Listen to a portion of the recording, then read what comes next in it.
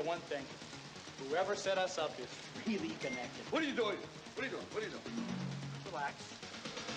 Soak. And don't flatter yourself. Meet Ray Tango. He likes money. Easy come, easy go. But doesn't bother with cash. Meet Gabe Cash. He won't dance around trouble and doesn't mind stepping on toes. I hate you karate guys. All right, everybody, it's that time again. It's welcome to Seamen on Film. Just to a quick update, if you're new to watching this, we're all former U.S. Navy sailors, and what we do is we watch films that were probably saw a billion times on the ship, or that could have been super popular on the ship. I just want to introduce everybody really quick. To my immediate right here is the strong female lead, Sabrina. Hi. The all business enforcer, Andy. What's up, Andy? What's up? The can't get out of his own way, Chris, aka Jack of the Dust. The hello. The take no shit Captain Herschel over here. Hello. And, Hello. And wild card Joe Navy. Thank you. I like that introduction. I was the wild card. I'm just glad it wasn't plucky sidekick. Oh, Or now you White are. White Anthony Anderson. So what we do is we take turns picking movies based on genres and decades. This month was my turn, and I chose the 1989 film, Yes. Tango and Cash. You picked it. Just right off the bat, I just want to give you guys some info.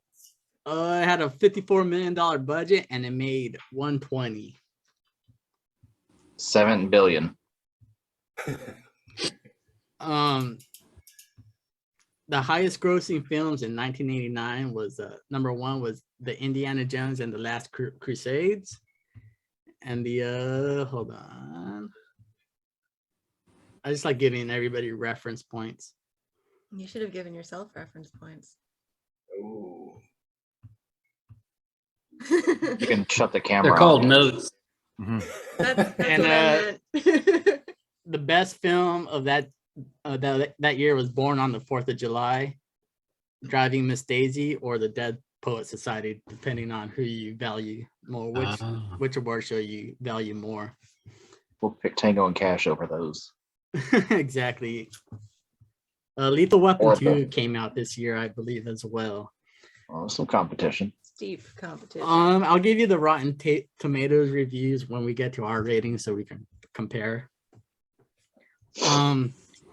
Let's start off with initial thoughts after watching the movie. I'll kick it off with I haven't seen the movie in several years, and I forgot a lot about it. It was a decent movie, and right at the very end when they stormed the complex is when it jumped off the ship, and I totally forgot about that whole storming the complex scene. I was like, what the fuck is going on? Sabrina, what were your initial impressions after watching it? Sorry, that was my initial impression. I guess it was flamboyant in all ways it could be. It wasn't like straight out offensive at any point in time, besides that the cops themselves I thought were a bit crazy and not great cops. It was ridiculous. That's all. It was pretty ridiculous. It was ridiculous, and it was flamboyant, and it wasn't trying to make sense. So I guess you shouldn't think of it as a movie that's trying to make sense, which is hard for me to do. Andy? Yeah. I had never seen it before, oddly enough. And That's yeah, crazy. watching it the first time just kind of took it in for all its glory, and it was really something to behold, I must say. Like, there's a good bit of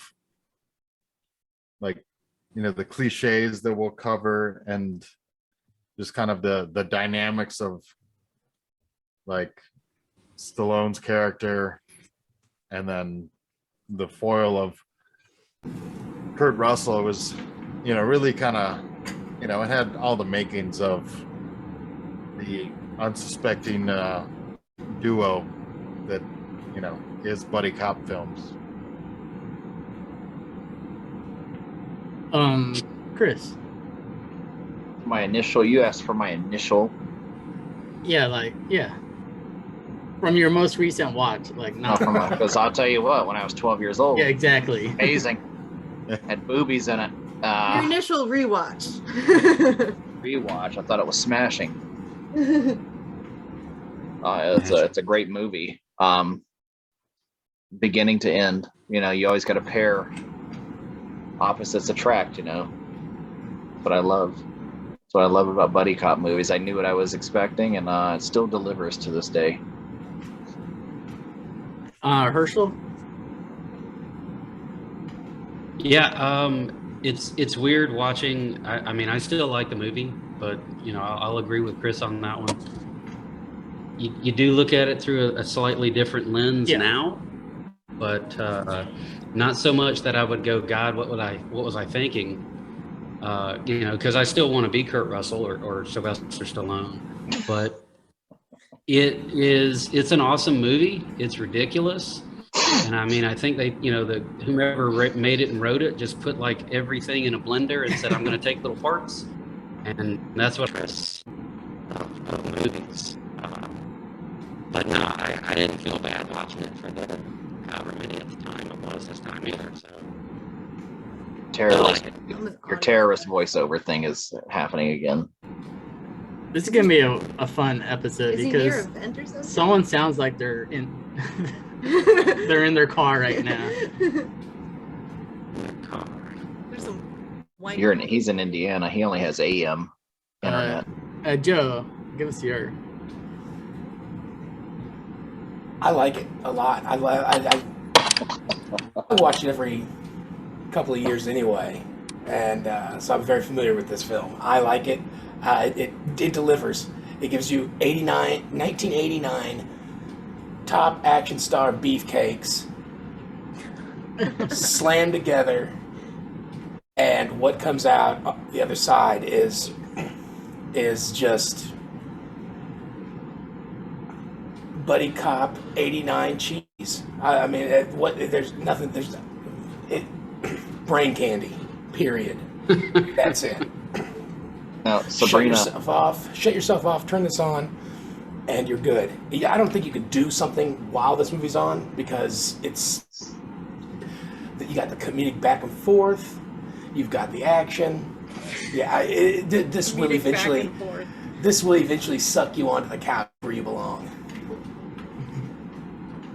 I wanted to ask Sabrina to verify if you slam two beefcakes together, you get out some good cheese.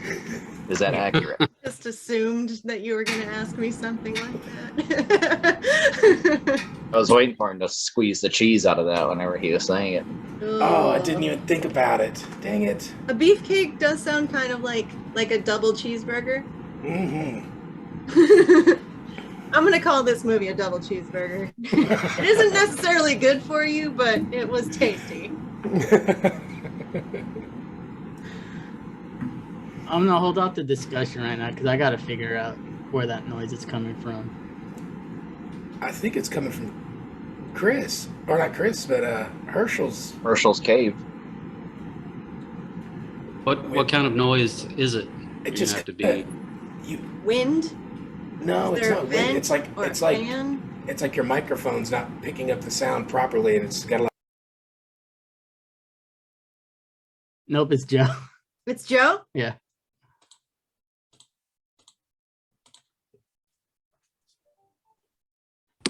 Yeah, is probably it? like a Because AC unit or something, I mean, the furnace is running. I can switch to. You should freeze. Yeah, you let should me be cold for this. gotta freeze you out. better. Get the confession. Put on some layers. Grab a beanie. Take a $10,000 loan and create a podcast studio. wrap that flag around you. The warmth of the entire state of Kansas. Yeah. All those sunflowers beaming down on you. Warmth of Kansas will keep you. Is it better now? Yeah, a lot better. Okay, I turned off the actual microphone to decide to use the speakers on the. Oh yeah. Okay. So your microphone's just too good. Cost $40. Yeah. Well, we gotta key that in, but your microphone's too good for this podcast. It costs so much my office. Let's get back to the conversation. Are you still recording? Yeah. Oh, I've been okay. All recording. right. I don't know. Herschel brought up a lot of things, and I also have this written down on my notes, is that it hits like all of the police movie tropes. First of all, we have the use of the word jurisdiction. We have a 24-hour timeline. We have multiple agencies involved. And then total disregard for police procedure, including entering buildings with no backup. Am I missing anything? Commandeering vehicles. Commandeering vehicles. Wildly in densely populated areas. Yeah. It also hits like we watched a lot of buddy cop movies, and I've made a list of things that were common through all of them, and I have 4 pages of just stupid things that happen. every buddy cop movie has a car exploding. At least one car exploding. And I forgot what the other ones. It was probably the jurisdictions and the 24-hour timelines and stuff like that. Jurisdiction's a big one. picked We don't on, want no feds in here. Yeah. What? The most feds of are on them the picked case. Marriage and women in some way. That's These true. They women- all come from broken marriage. They all Yeah. they, Come from like broken most of them did up until like the more recent films. But That's a surprising statement. You can't be a badass cop or a badass sailor and have a family. That's ridiculous. Yeah. Look at us. Look at stay. Sorry, Herschel. And then Well, I'm not badass, so it's fine. this movie also hits one of my favorite 80s things is the laser sights on weapons are always fucking Dope. bigger Because they than were the like gun new itself. then. Bigger than the weapon. Yeah. none of the guns make sense for the situation. And and then Chris knows that I'm a big loadout scene, and this movie had a pretty weak loadout scene. Yeah. What's a loadout scene? Adam. When Let they me collect answer. all the guns to do the final mission, You gear up. they Oh. gear up. Yeah, Adam, I watched Commando yesterday. best loadout scene in the history. Man. Maybe the Matrix comes in second. What about Rambo? Yep.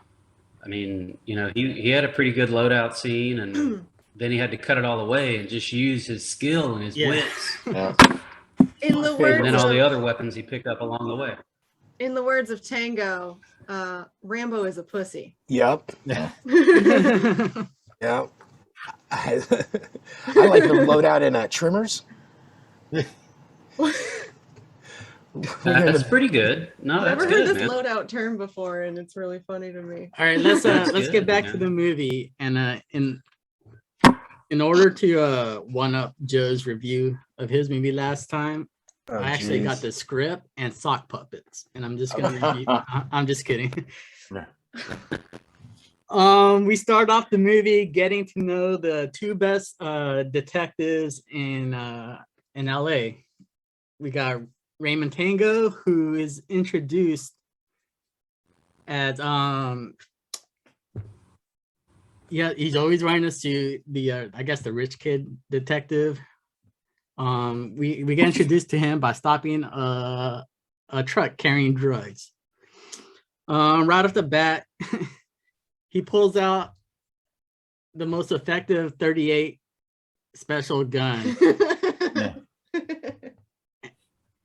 Accurate. And he has to reload it. He has to download, his drive-by shooting rounds and load it up with the magnum for rounds. for windshield smashing. He hits the windshields dead on from what 200 yards away.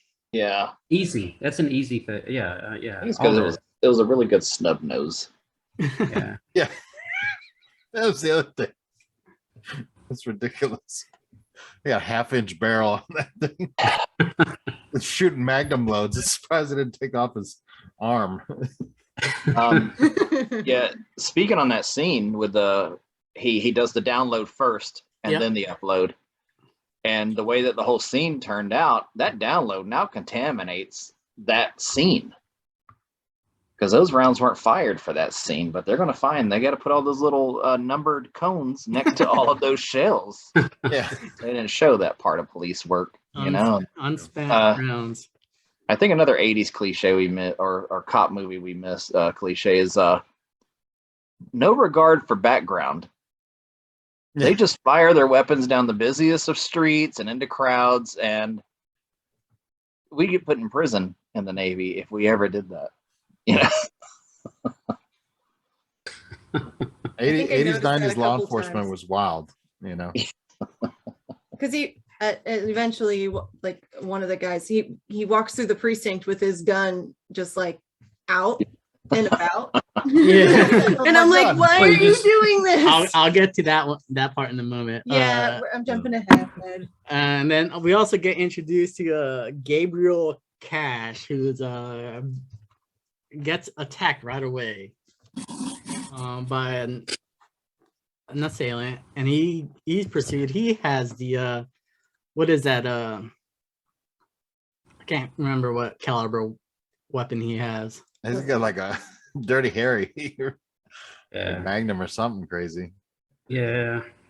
But anyway, and he has a cool laser Funky sight and attack. masculine. What is comparing the The guns? fact Like, that- what does that say about it? Yeah. We'll get Get here, back to it. Joe. Sorry, go ahead. So he chases the assailant through. Here's when I should have realized that this movie was gonna jump the shark eventually. Is like he chases this dude through a parking garage, and this parking garage has everything inside of it. It has a shopping cart lady or shopping cart thing that gets hit, which is later used in Speed, if you guys remember. Yeah, Has a Same dude, lady. yeah. Has a dude delivering presents stacked to the ceiling, and then There were 3.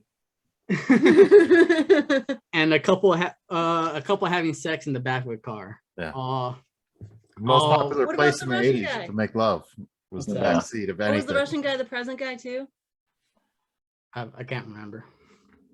Welcome to America, right? Yeah, he says, "Welcome to America." Yeah. So there was that guy too. The one thing they did miss was 2 people carrying a huge pane of glass across the street that they busted through. Yeah, Yeah. it's the only Maybe one. maybe a baby Roadrunner. carriage. Was attacked by this the Asian hitman. He was I mean, like, he got shot in the chest like twice, Oh yeah. Also, but he had on his bulletproof vest. Yeah. to his protect him getaway car From was everything. the jumped up truck. Yeah, Like, who's trying to get away in that? Like, none of this made any That's sense. not low profile at all. That truck, that's foreshadowing for that road warrior scene at the end of the movie. So you just take it for what it's worth, man. That's foreshadowing. That's how intelligent that script None was. of the foreshadowing done in any buddy cop film is subtle. Yeah. It's all just like, we're gonna say all these random things right in Yeah. the beginning, and don't worry, it'll come back. Yet you missed that. Let's transition to the. That's why I don't think it's foreshadowing. Let's 'Cause it transition. was not. Or skinning. Sorry. Let's transition to the police headquarters really quickly, and let's compare it to the Last Action Hero police headquarters. Where are you guys at on the diff? Which one's more realistic? Just Well, kidding. I've never seen anybody carry a full pizza pie out of any building, so I don't know where that came from. And Also, with the bulletproof vest, like, can you just hand over like police equipment and just telling some random dudes to get you a new one? That's what rookies are for, right? Yeah, Seems like that's how it works. Is that and how you it can totally works? be And I would like to, shirtless. Yeah. yeah, well, and I'd like to point out that, I mean, obviously that was a really heavy part of his wardrobe, because he took the time to say, I paid $9 for that shirt. Yeah. And them's $1989. So that's Yeah. a lot of shirt. It's a But, tank of gas. that's how much he loves the job. Yeah. Well, plus he's driving the classic vet, which at the time was, only like 20 years old, maybe cheaper, but still, when you're driving a 62 vet around on a detective's paycheck, something doesn't add up. So you skimp on the wardrobe to make that payment. Well, Sorry. I don't know that $9 on a shirt is skipping, but okay. Yeah. Another cliche, the detective always has that nice classic car. He didn't buy it, Andy. Yeah. It was taken from a drug dealer. He gets to drive it out of impound. True. That's where that comes from. Good point. And then speaking of foreshadowing, we learned that Cash likes to keep a spare gun in his desk unchecked. Yeah, unlocked. And he's such a great shot. He could tell that his iron sights are out of alignment. Yeah. Just a glance. Yeah.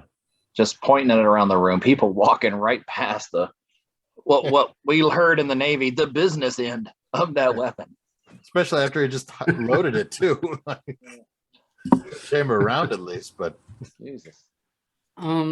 Let's transition over to our antagonist, headed by Eve Parrott, I believe his name is. Yeah. We learned that he needs to get these two hotshot cops out of the way, and killing them is too quick and easy. Go ahead, Herschel. Yeah, I would just say you just hit it. I'd say that's another cliche, that I'm so ruthless and powerful, but killing them, I just can't do it. Yeah, that would solve my problem, so I can't do that. Yeah. So I'd say that's another cop cliche Doesn't or prove how trope. tough and ruthless he is. Yeah, the whole problem is they'll kill secondary and tertiary characters in an instant, but no, they gotta play mind games with the main protagonist. They gotta sit there and torture them mentally. Well, he wants to defame them and make sure that they're ruined before they're dead. That was like a bad reputation. Well, he wanted to make sure that they had a bad reputation and that they were never looked at as heroes ever again. Right. Well, plus if you kill them right away, you rally the rest of the force around the cause, kind of thing. So it's obviously. Yeah. This is sinister. Okay. I was trying to associate stuff to that mouse in the trap, but I couldn't really get There's nothing. Okay. It's literally nothing. But also, who has that table commissioned? I thought maybe there would be a table with maze a rat maze involved in entrapping them, and there was never a maze involved because they were like cute mice too. Like they were clearly well taken care of, but he keeps them in a little box on his desk. It's the weirdest play. The cool stuff in his office, though, like 9 TVs that just showed one picture. He had a coffee table that was a rat maze. Things we all wanted when we were in high school and college. Yeah, I was like, is he a manager at Circuit City? What's going on? Yeah, what's happening down here? My original top 5 was going to be top 5 criminal layers. that would have been good. This is not in there. I would have liked that better. Good one. Where are we at? So we learned that he set things in motion to get Tango and Cash looked at as criminals and put into jail. And it all started with the Asian hitman was placed to give the location of a drug deal. And I feel like, yeah. Which is interesting because, henchmen know everything, obviously. But so he doesn't want to kill him, but he's going to try to kill him so that he doesn't kill him, and this nefarious plot will now unfold. I don't know. I don't get it. You know, maybe that's the one loophole in this whole thing. I'm in the Scott Evil school of villainy where you just pull out a gun and, you know, just take them out right there. Yeah. I guess, man. The whole point was to have I can never remember which is he. Is he Cash? No, he's Tango. Cash Kurt is the Russell. poor one. Cash Kurt is the Russell poor one. is the rich Russell's Cash. Kurt Russell is Cash.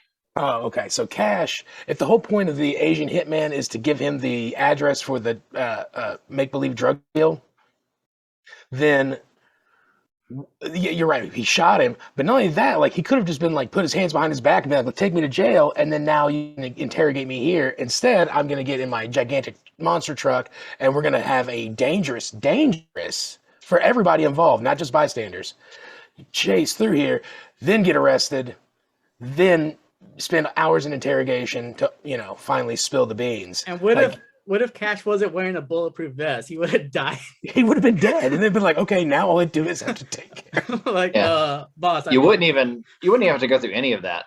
He knows where he lives. He could have just slid an envelope under the door. Yeah. And living in Southern really California, I know that truck is not the choice of Asian hitmen. You know, it's they choose other vehicles. That crazy scene with the hitman does sell the fact that it's a legit drug deal, though. Also does solidify that, Like, if he had given up too easily, or if it just been like a secret pass to him or something, he would have reason to doubt that it was good information. and it does, you know, I mean, it is the introductory scene for him anyway. So, I mean, I guess, you know, just immediately come out hard ass action, just like you just had with Stallone in the scene previous to that, you know, shooting at a semi-truck barreling down the highway at 75 miles an hour, blasting through the windshield and proving how great of a cop he is. And then now, and so, you know, then you also have to introduce your other character. But man, they came in there hard. And yeah, I mean, but it doesn't really make any sense at all at the core of the whole point of the mission. But I guess we do get to see that Kurt Russell has the wherewithal to always be wearing his bulletproof vest, can also fist fight Asian assassins, and drive commandeered anything you want through a crowded parking garage. And have a boot gun. Yeah. Shot him through the heel of his boot because he's the James Bond of detectives. I'm sorry. Can we back up for just 1 second? I apologize. So the very beginning, you know, Sylvester Stallone proves his shooting prowess on, you know, Highway 15 there in California or whatever. Why did the truck stop? Why not just go right on through him? Because he didn't shoot either person in the vehicle. So I mean, I guess because if he could hit the middle of the windshield at 500 yards, imagine what he could have hit at 20 yards. Right. Well, I mean, I know what would happen when he hit the grill of that truck. It would have exploded. But hey, whatever. You know? Yeah, if they that really truck would want have to hit mess up Stallone, that Cadillac Alante. Hey, if any of these things happen the other way, we wouldn't be here talking about this right now, folks. yeah, that's a good point. That's a good. Why didn't the truck jackknife? The movie. Why did they have plate glass for their windshield? You know, why weren't those guys wearing their seatbelts? I know the I 80s, told you guys this movie doesn't make sense. All right, moving on. Stop trying to make sense of it. Before we move on to the fake drug deal, I just want to bring it back to the police station and back when we first meet Stallone and Terry Hatcher's character Kiki. I just want to really quickly, what did you think their relationship was when they were first introduced? I thought it was his daughter. Okay, that's what I was. Mm-hmm. That's all. I couldn't decide. I was like, if it's his daughter, it's oddly friendly. If it's his lady, then it's oddly not friendly enough. and then I had no idea who she was until way later in the movie. Obviously. All right, so Either way, it was not a good relationship. let's go to the fake drug deal. We know that Cash got his information through his efficient interrogation methods, and I forgot, like, Tango didn't really show his true detective prowess. I No, forget. somebody fed him information. Okay, somebody straight up told them, right? They're like, hey, this rumor is that this is happening here. And he's like, thanks, guy. I'll go do this all on my own. So we meet up at the location, and this is the first time Tango and Cash meet each other, but they're well aware of each other's reputation. And as I'm just going through this review, just stop me whenever you guys need to point out. Well, the other weird thing was, too, thinking about that, like, you're kind of under the impression that they work, like, Tango works day shift, and then Cash is on, like, night crew or the zombie squad, as it would be had this been another movie. But yet they're kind of working intertwined or similar cases that they just so happenstance to come together in this meeting, which is kind of odd too, because you wouldn't be splitting a case between shifts or anything like that. It would just be the detective's assigned case. I think that one cop is like more of a downtown cop, and the other cop is more of the outskirts of LA.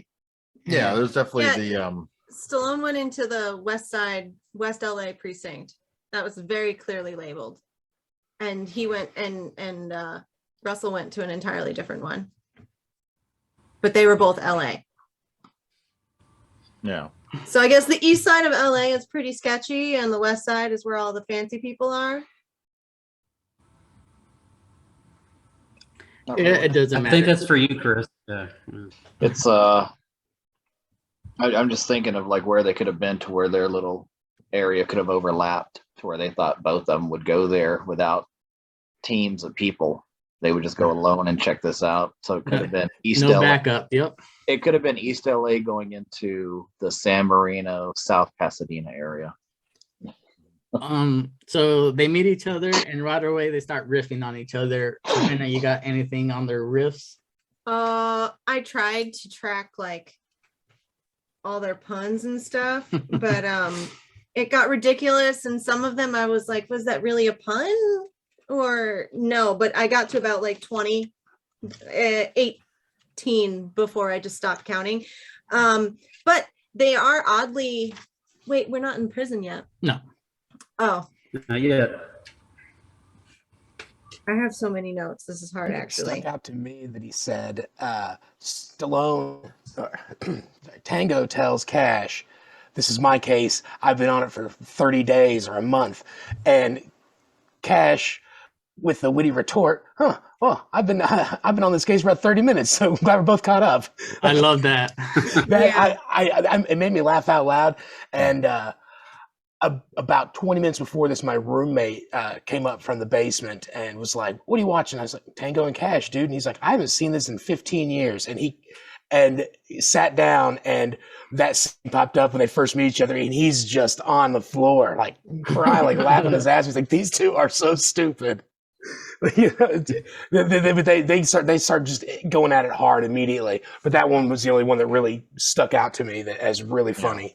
It was like annoying to watch them try to one up each other constantly, but neither of them really achieving that, I felt like. Yeah, it is annoying because in the Navy, we have one-uppers. No matter what story you tell, somebody's there to tell a story that was better than what yours was. It was exhausting, huh? My favorite line was, I heard you're the second best cop in LA. Well, that's funny. I heard the same thing about you, which is when I hear people talking, if they say anything that's a superlative, they'll be like, my wife thought, she used to think I was the funniest guy in the world. And I go, really? I'm the second funniest. I said, it's odd that we're meeting like this. I said, who would have thought we'd be in the same room? I always do that kind of shit. That made me think of the like little brothers and sisters, and they're I know you are, but what am I? Like, some people I never don't grow think up. that's the mentality this is aimed at, okay? It was fantastic stuff. It was fun. Aimed right at me and Herschel. I liked when they went into I the mean- room finally. All right, let's get back to that then. They go into the room, they find a dead body. Just as they're finding the dead body, the FBI storms in, and it looks like Tango and Cash are up to some nefarious shit. They get charged for the murder. They find Cash's spare pistol amongst the body. And they get charged. Next thing, they're at their trial. And they get... Am I missing anything? No, it's pretty much how it goes. Yeah. Nope. That's You're- what you're happens. on it. They get caught. They fight it off for longer than they should have. If they'd brought back up, then they would have never had to deal with any of this. How come their captains didn't fight a little bit harder for their reputation? Like, this is crazy. This is a setup. But Well, no, the rest of the boys in blue. It was the behind them. recording. It was the recording because the captains get together and he's like, they got this recording of this expert and he says it's real. I don't know if you noticed who the captains were. They're very famous people. Jeff Oh, Lewis yeah. was Jeff Lewis is yeah. Tango's captain. He's the father of the Lewis acting clan, Juliet being one of them. And then Eddie Bunker was Cash's captain, who was a former San Quentin inmate who got into movies, and is the reason Danny Trejo was able to get in movies because they served together. in Oh, San Quentin. yeah. That's cool. But I said that's Eddie Bunker. I Yep. Yeah, So- then they go straight to trial. I do. That guy lays It's, out his th- plan. this movie. Go ahead, Herschel. I'm sorry. No. All I was going to say is, without getting into everybody, because they'll come up later, this movie has probably one of the best supporting cast of any just, 80s throwaway action movie. There are a lot. Every time you turn your head, bang, oh, that guy's in it too? Holy I don't like shit. how you use throwaway. So that's action probably movies. that. Yeah. Well, come on. This is not high drama. This is not Citizen Kane, but It doesn't make you I'm think. not trying to bash it, but it's great stuff. But Joe- they definitely didn't spare on the cast. Joe, did you have anything? Yeah. We kind of glossed over the plan, but the gist of the bad guy's plan is to get Tango Cash into jail, out of the way, because he has like a drug, the biggest arms deal, and it's in like 14 days or something, right? Or like 8 days. But he specifically says when this is going down. Tango and Cash are arrested by the FBI. And dude, it's like they go through the trial in they're on trial the next day. Yeah. Yeah. Because in real life, the wheels of justice aren't turning that quickly. Well, this was a big case. It was in all of the newspapers on the front page, Joe. They took care of this 3 quick. days. They wouldn't be on administrative leave for several months after. Yeah. Yeah, I'm gonna go ahead and drop the Sabrina age thing in before she does it. Sabrina, you weren't born yet, but in 1994, I was born in OJ 88. OJ ran from the damn police for like 6 hours in a white Bronco, and he didn't go on trial till the next year. Herschel, we were in boot camp. Was that? Yeah. The bad guy's plan is contingent on the wheels of justice spinning at an incredible rate. Yeah, I thought that too. Well, Or he's that got they- enough I was like- money. Maybe he's paid off some judges. He's Yeah. paid off but a lot of the witnesses. the lawyers for Tango and Cash should be able to at least get a continuance for a couple of No, days. the court was dirty. Everybody was filthy in this, though. By the way, Yeah. so it was just humorous to me that the plan was definitely they're going to jail tomorrow. I got a gun in my room. No I'll time go to grab count it it. and we'll They're fucking do them gone. together. That's Yeah. my plan. So no, they. I don't want to gloss over their sentencing or anything like that if we're going to go into that, but yeah, they went to jail pretty quickly. All right. They had that Well, rock solid evidence, that tape. The tape. So we'll move forward to the court hearing. Obviously that tape, that doctor tape, was brought in as the pivotal piece of evidence that's gonna put him away. The lawyers recommended to plead what? The lawyers recommended they take a plea deal, plead guilty, and For a minimum security, like 18 shortened months sentence or whatever it was going to be. Yeah, something crazy. Yeah. It doesn't turn out that way. They get arrested. They're on the bus, and the bus takes them to maximum security prison, which that was great too. They're walking like it's recycled scenes from Escape from New York or something. There's a fire in the middle. Fire in the middle of the fucking foyer. Oh yeah. Thanks for reminding me. Another prison trope is there's always flaming newspapers raining down from the second floor. Like, is that a trash thing? getting thrown out everywhere. I was thinking, maximum security or not, they're not allowed to have that much newspaper. Or access to fire. They had so many or fire, access to fire. They could just burn themselves out of the prison. Yeah. But just a movie note, same prison, Mansfield Reformatory is used in Shawshank Redemption, Sabrina, and it's been on TV recently. Thanks for telling me specifically. Did you like Shawshank? Gosh, I love it when men tell me things like this. It's mansplaining. Back to the prison. Before we meet the roommates, we get a nice shower scene with gratuitous butts in there. It's not gratuitous. Not gratuitous. It was needed. It was needed. Totally necessary. Totally. I was getting ready to turn it off, and then this came up, and I said, "Oh, I'm leaving." What's gratuitous is all the jokes about their junk, and I'm not denying that either. We got a drop in the soap bit in there. Oh yeah. We do. And calls him Pee-wee. Yeah. tells them they'll drop eventually, and all sorts of things. Right. Common birthing. Pee-wee, he calls him tripod. So isn't tripod like the opposite? Called him Pee-wee, then tripod. And in the Navy, I've heard all these conversations in the berthing. Yeah. So this is like nothing new. I've also heard all these conversations in the Navy. We meet the roommates, their bunk mates, if you will. Cash gets the big giant black guy, and Tango gets the nerdy weirdo. Clint Howard. The Slinky. Yeah. He gets Clint Howard. Yeah. Clint Howard.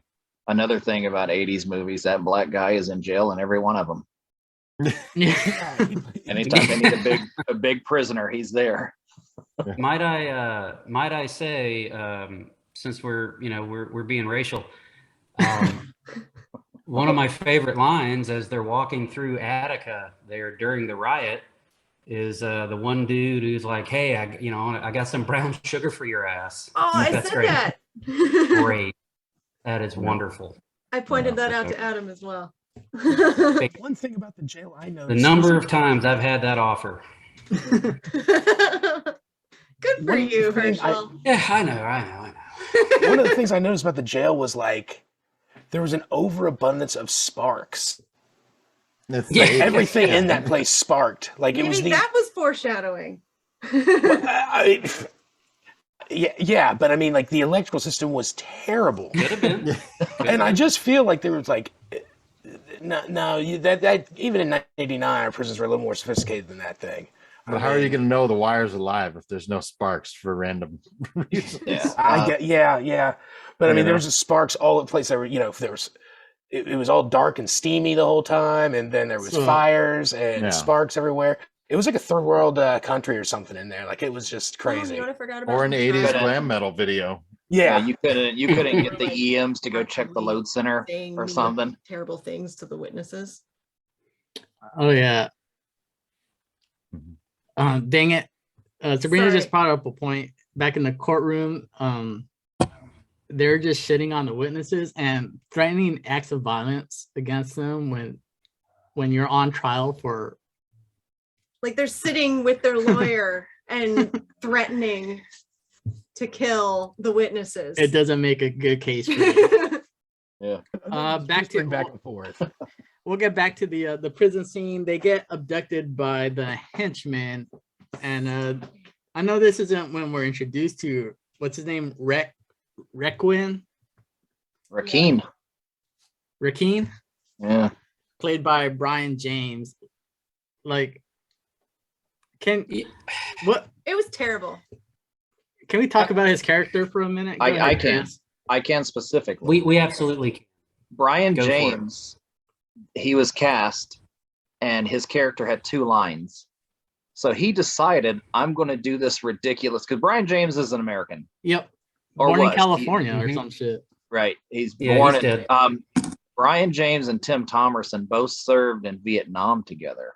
Then they left Vietnam and got into acting together. So they've been buddies. But Brian James decided, hey, I'm going to do this ridiculous Cockney accent when I deliver these lines. Sylvester Stallone loved it so much, he wrote him into the movie for a bigger part because he did that ridiculous accent. He said that is so dumb. And the same thing with the dude with the big jaw. He was only supposed to be in the beginning. Robert Zadar. That's that's Robert I Zadar. couldn't decide what his accent was. I was like, is he Australian? Sometimes is it's he down from New there Zealand? Is Australian, Welsh. he It from- got- is he Irish? Yeah, it was ridiculous, and he did it on purpose. The only reason I kept thinking he might be just going straight British is because, or English is because he says bollocks. Like I think that was part of having to be in Jack Palance's gang, you know? He's got a very distinctive voice, so you had to have some kind of voice shtick to be in his gang, you know? He had the Chinese guy, he had the New Zealand, Australian, British guy. That was just the thing, man. Man, very diverse. He has this thing. We could learn a lot from that. Extremely. Herschel, the can you linguistics lab. Can you tell us more about the guy with the big jaw? I specifically didn't look this guy up so that you or Chris could tell me about this guy with this monster jaw. Yeah, that is.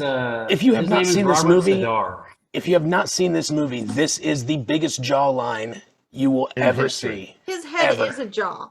Yeah, it's gross. It's weird. It's like. Was he like, in The Longest Yard, the newer one?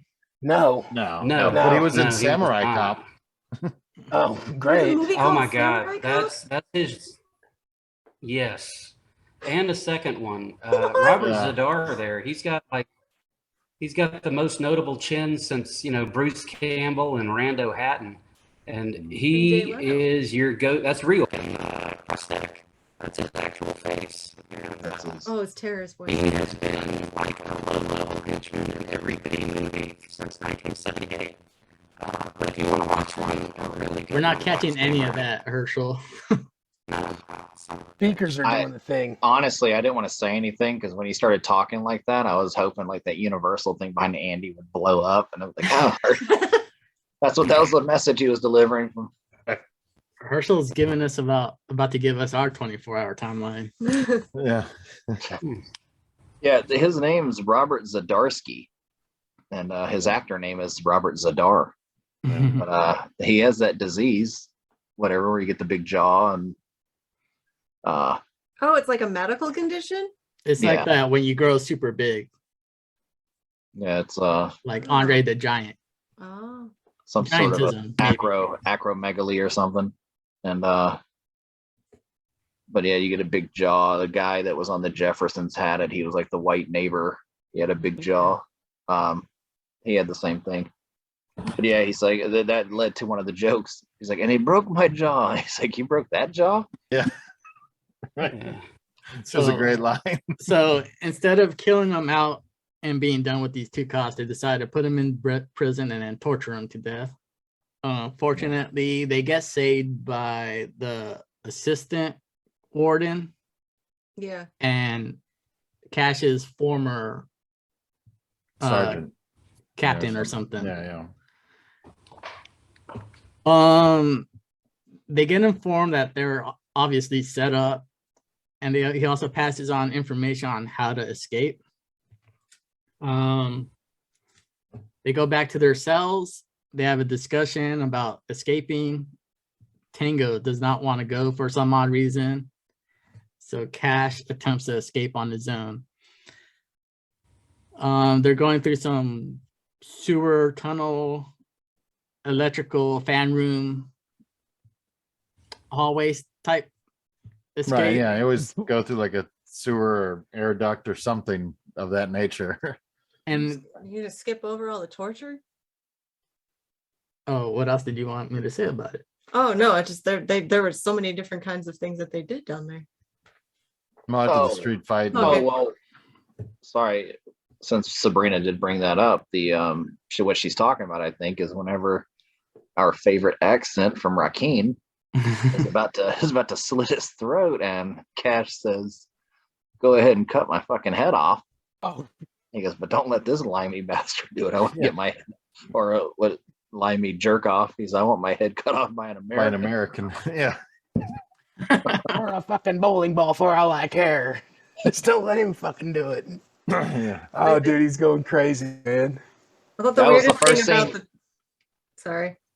I'm saying that was the first scene where it showed that they both cared about each other when they both were getting shocked.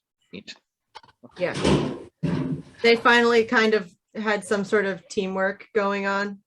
I thought the weirdest thing about that scene was that the fact that the main villains decided they had to go to the maximum security prison to witness it for some Oh reason. yeah. I was like, why are you there? This is Show in and not a out. good idea. Now he Yeah. knows exactly who you are. Like But they didn't know yet because he stayed in the shadows, you know, sure. like Well- a true villain. You work in the shadows. Drive me out to this shithole prison. I got intimidation tactics I want to try out. Get out of here. He was recently promoted to head criminal. Yeah. And so Well, it's Yeah. once he brokered the deal between the was it like the Brazilians or the Colombians or something, and Yeah. the Chinese gangs. yeah. So I mean, it automatically kind of put him at the top of the pyramid. So all right. Sorry. No, you're fine.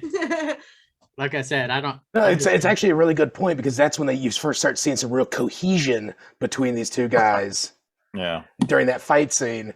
Before they've always been.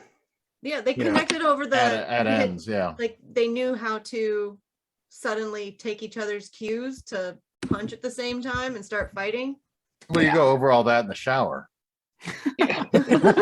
Yes, because once you shower with the man, you become his brother. Yeah. That's why we're so tight on the There, cook. you Yeah. size up each other and you're good to go. All right.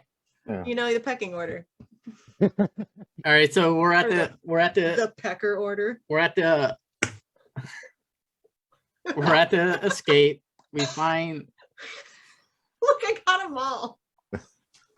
Sikowski has been murdered. Cash is retreating. He gets saved by Tango. Tango decides to finally join him in the escape attempts. They make it to the rooftop where they have to pass an electrical field where they keep doing quick 180 turns for some odd reason. Go ahead, Chris. When people ask me if I can do celebrity impersonations, I always say yes, I can do Kurt Russell. And they go, "Oh, let me hear it." And I'll go, "Tango, don't touch those wires." And I won't change my voice. I'll just do it. But you know it from the that's all I do. That's beautiful. And then the only way to get with the fence is to take a zip line over the fence using the belts that they issue in the prison, because there's absolutely no fear of suicide in the maximum security prison. Go ahead, Sabrina. Oh, sorry. No, that's exactly what I wrote down. Was like, why do they have belts in a maximum security prison? But also, super heavy rain in California, Yeah. and it's It just rains nonstop pouring buckets. once a year. Doesn't make any sense. Bad timing. It'd been raining for a while, as we see when they finally hit the mud down there. Yeah. Without And then, shattering like- their legs. There's so much about this scene that drove me crazy because when they do zip line with their belts, they're on straight electrical wires. So are they just dropping like 50 plus feet down to the earth once they're getting to the stuff?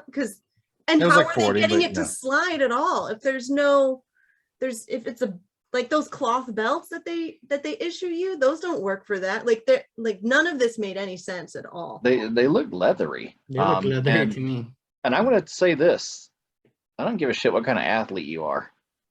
And when you jump and you and you land perfectly and catch that wire, your weight is going to swing you off. You're not going to be able to maintain that grip. It's like That kind of those kind of acrobats take practice. I was like, you're going to have to jump far enough to where you land where the cable goes in your armpit. Yeah, like And then or you in your grab it. elbow. Yeah. Yeah, you're not catching that with your hands and then perfecting a Man, slide out of the gates. Yeah. you're right. Not even if you are an athlete, you can't do that. But if you are, say, I don't know, a top beefcake of late 80s, early 90s, you tell me if you're going to be able to catch that or not. You can do whatever you want. You're Or if you're beefcake. the But then top there's a fight up detective in there LA. too. Yeah. Like the fight so- continues on the rooftop, and that was really weird. Yeah. Where does he pop out of? And why is he like allowed to just roam free throughout this prison? And did he have like some sort of like grappling hook type Why did he have that? thing that he was able to use as a weapon? Wasn't that what it looked like? Some Yeah, sort of it was like a grappling hook on a chain. Exactly. Where the hell is he getting that? And why is he carrying it anyway? It wasn't like he scaled the side of the building. He walked through it like everybody else does. I don't know. Or But did he? Did he it was still- escape prison and then scale back up the wall so that he could continue to fight? well, you're blowing my mind now, but I don't. It was a really weird choice of weapon. I mean, it was pretty cool that it was there, Oh yeah. but you know, But I'm glad Kurt Russell gave the warning of not touching the wires, because then you saw what happened. Well, Yeah. Moose jaw fucking hit it. He extends his arms out so he could catch himself. But Yeah. unfortunately, the wires are electrified. you couldn't tell by the sparks. Yeah. The constant spark. None of these people know how electricity works. Yeah, and Our I mean, heroes. sparks are Cash. coming off of the cable that they slide on, the transformer and everything. And They're able to literally pull a cable out of the wall and stick it into a pool of water to electrocute him, and nobody noticed that a giant cable was ripped from the wall. It could have been, I don't know, the camera system. And nobody gave a Warden's rat's TV. ass. Mass They're like, "Okay." blackouts throughout this prison, and that's why. And they're shorting out. They're killing two men with it. Sorry, I'm wound up on this whole electricity thing, and it's like one of the biggest notes. It's like the electricity in jail, and just like a question mark behind it. Like, what is going on there? That's why they were allowed to have fire. They're all manually locked in their cells, so it's Yeah, okay. it's the well, honor system. Actually, apparently, Moose Jaw broke it. Yeah. And that's That's it. the other prison trope, is that everything always takes place in laundry. Yeah, that's where you want to work. You know, I think Andy Dufresne knew about the whole jumping the roof and catching onto that cable and sliding down, but he decided to go through the shit pipe. Yeah. Tango and Cash weren't going to do this from this prison. Well, Tango definitely isn't gonna get shit on him. No. Yeah. I'm not too clean for that. All right, let's get back to our heroes make their daring escape. Outside the prison walls, they go their separate ways, but right before they do, Tango tells Cash that if he ever needs them to go to the club and ask for Catherine.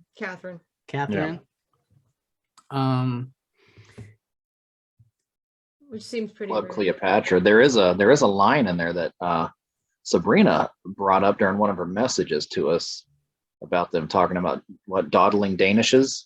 Yeah, did you stop and get a dawdle from Yeah, like, Danish and a coffee? He said, and he then goes- earlier in the movie, the bad guy says like killing them would be like easy as cake, basically, Yeah. and that is just wrong. Cake is difficult and it's effective. it's pie. It's pie. He But said the, cake. He's like, anybody yeah. can bake a cake. And I said, no, they can't. Otherwise, you'd be doing it. No, they can fall and all that and slope. But he said he added that I hate Danish because he was going through his divorce with Bridget Nielsen at the time, and she's Danish. Oh, man, Sylvester Stallone thinks he's super clever, huh? Hey, little when Easter you're- eggs everywhere. Yeah, when you write the movie or take over I the don't know script. why. I really don't know why he hasn't settled this Russia-Ukraine thing yet. Get in there.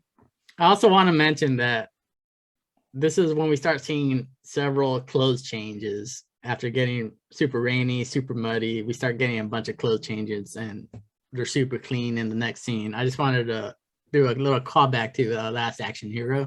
They're constantly wet in this movie. Oh yeah. Any Just chance rings they out. can get to get either of these dudes like soaked, they're wet. It's weird. And so this is where I'm gonna start losing track of scenes, but Tango visits the audio specialist. No, he Oh, you jumped way ahead. He first- visits he FBI visits dude. Q. He visits. I need an FBI guy. It is R&D for the LAPD.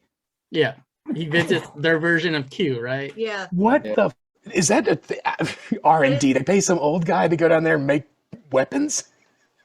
Why Yeah, not? fucking stuffed animal guns. Sorry. Go ahead. I'm sorry, Adam. No, you're fine. The That's LAPD, they couldn't afford the pizza and they had to return the pizza guy with like pizza. Why? How can it's because they spending all this money at this shitty like dog rifle thing?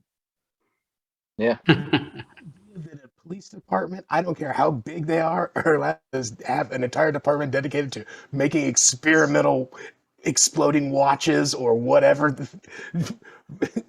We'll get into the vehicle later, but that is just so far-fetched to me, and I didn't even realize until this time of watching it. Like, I've seen this movie a billion times, and it never struck me as the stupidest thing possibly in this movie. It was bizarre. Possibly the dumbest thing in the movie is this research and development for the Los Angeles Police Department.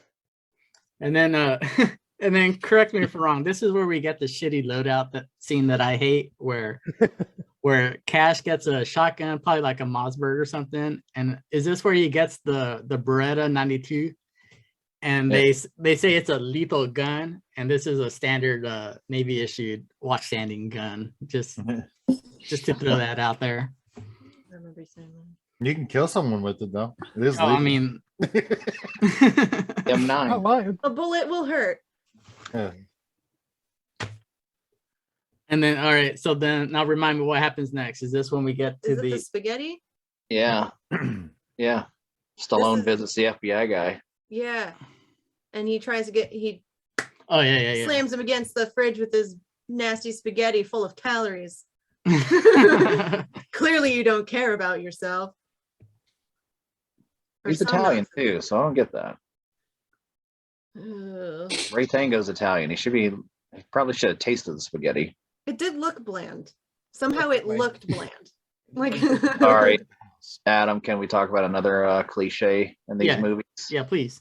Since the spaghetti hit the floor, in every movie there's a Chinese food box, and the character has to sniff it, and it's always bad. And it always smells bad. Yeah, it's like- that FBI guy was played brilliantly by Louis Arquette, who's the patriarch of all the Arquettes. Yeah, and then somehow he gets away from Ray Tango and gets exploded by his car, and there's an obvious stunt man jumping for Sylvester Stallone. But not before he is able to disarm him and get his snub nose back. The only FBI guy still running around with a snub nose. Yeah. So thank God for that. Old timers. All right, Sabrina, all old timers carry those. I don't even know what it is, so I just was gonna Just let a it go. revolver. Little sub revolver, Murtaugh and Lethal Weapon, old timer. Yeah. The young kid carrying a 9mm Beretta. Lethal Weapon. And the only way to chamber a revolver is you got to spin it and then flip it into. Absolutely. Those are kind of guns to me. Like there's like the ones with the long faces. And They there's look one with look the like shoulder. guns. They look exactly like, you know. Just The kidding. I agree with I'm you. just kidding. They're- I know a little bit. I always think that too. Like if I could draw, I would draw a gun. I'd always draw like a six shooter. It's either a pistol Yeah. or a rifle, or the ones that the cowboys would do, and they got the spinning barrel. Those are the three types of guns in my world. That's what I think of. All right. Yeah. Yeah. If you see that, you're like, ooh, gun. It's a big piece of shiny metal. It looks great. Yeah, some of them look better than others. All right. Sorry. And now we get to Cash goes and visits the audio expert, Yeah. Yeah. and we find out that it's been doctored, and then he wants to meet up with Cash. So now we go. The following scene is we're going to Cleopatra, where he's going to attempt to find this Catherine character. Yep. And this is where we find out, do these clubs exist in real life? That may have been the Spearmint Rhino. Who knows? You know? In LA, who knows? I don't know. Is this a nude club? I mean, what? Or is it just? It's just some girl comes on stage in a fucking Jane Fonda leotard playing a weird drum. I don't know. Yeah. Is she getting money for that? I want to see Terry Hatcher naked. She was doing her best Sheila E. Yeah. Are they real or are they fake with Terry Hatcher? And they are real. They're spectacular. You know, Exactly. That's what I want to see. Nice. Seinfeld. Was it Jackie? And then she notices Cash, and then the cops are coming in the door. And like you said, cops, man, they don't have to follow any rules. There is no professionalism. So here's my question is her brother is a cop. She sees cops enter. You would assume that she views cops in a positive light. She sees the cops enter looking for Cash. Knows nothing about Cash, but intuitively she wants to save this guy's life. She did Protect know him, it was. She saw them in the papers, so she would know. True. Also, Yeah, I she don't know put how them on the she case. she's probably a better detective than her brother, because she managed to put all that together while dancing and playing the drums. Like wearing a Running Man suit, you know? I don't know what that show was, but I don't. 1950s, Things like that really happen. like speakeasy thing or something. Like everyone gets out there like whoa, whoa, whoa, and she sings The a song or cabaret, something. yeah. Yeah, like a cabaret thing, but it's like in '89, and so Oh, they're with the wearing drum leotards, solo. and it was a terrible drum solo. It was Yeah. a terrible drum solo. I don't know. It wasn't like sexy. It wasn't like a good drumming of any sort. Like there was nothing showcased there. I It's mean, like if that. I went to a topless bar and the stripper started hammering away at some drums, I think that hey, she's pretty good at drums. She has to be topless, though. You'd to be be good. thinking about that. Yeah, like I was not expecting this at all. I'll plug my ears I and pr- can tell them the I- truth. I prefer a good show. Yeah. I want at least be in rhythm with the music that's playing in the background, you know? It's so weird. So she ushers Cash to the background and they gotta plot another escape. And They plot the weirdest one they can. yeah. And we find out that Kiki dresses in a full medical gear, including bike helmet. She walks out of the club with a face mask on. Gets stopped by the cops outside. Jumps on a motorcycle. I guess the original owner is just super friendly dude. And then in order to sneak Cash away, he's dressed up in a woman's outfit. Full drag.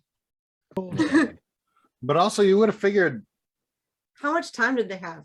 Kiki's brother is Ray Tango. She would know, like, other cops, like they would recognize her or something. Yeah. You know. But Also, apparently not in this area. Cleopatra's was nowhere near. that cop was ahead of his time as far as like gender roles go, because he did not notice them. Like he was like, that one's got a dress on. Clearly that's the one I need to be going after. Yeah, he asked for a three-way, in front of his captain. You know, it's like, hey, is there any professionalism with this guy? That whole Like, scene was just bizarre. Like, I don't know. is this your Does Kurt favorite? Russell just wanna Is dress this your up? favorite cross-dressing scene from your actors? What's your favorite cross-dressing scene between from your We'll movies? talk about that later. Too long fu. We're not getting sidetracked. Sorry. Arsenio Hall coming to America. Did you want to say something about the tire shop or something? Oh no, I was just I just noticed that we skipped it. I don't know if you want to mention it, but like Oh. they was just in a tire shop, like for some reason there was no explanation why he would be there changing his shirt, but that's where he was changing his shirt and getting cleaned up and making a phone call, and I thought that was pretty weird.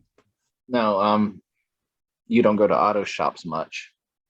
He wanted some different clothes, and in every movie, every auto shop, there's a shirt hanging. And this was also in The Fugitive. Harrison Ford had to get out of those coveralls and get into an auto shop shirt and some coveralls. Did Shooter So it was have a this? disguise. I think so. Did Shooter have this scene as well? I think so. Oh, Tango and Cash get reunited at Kiki's place. Is that Kiki's place or Tango's? Yeah. Okay. Well, Yeah. Tango's building, It's but Tango's Kiki because he it. rents it. Yeah. jail The for nature 2 of how days. they get back together, how they meet up, is exciting though. Yeah, go ahead and talk about that.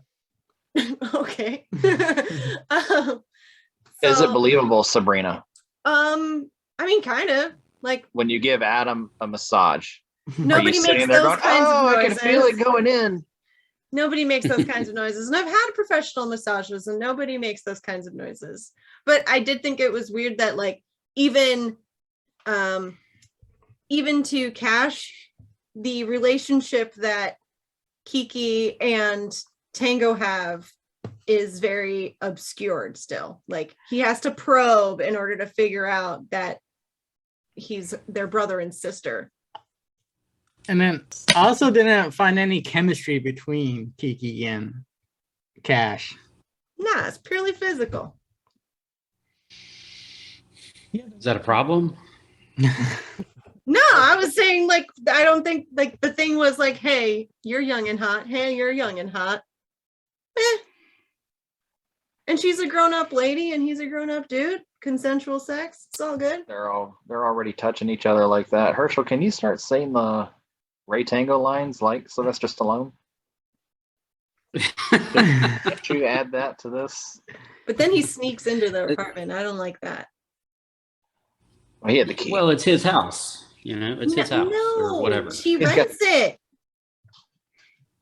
He rents Yeah, it from but him. she's He's the behind. landlord. Yeah. The landlord is not allowed to just walk into your house at any point in time.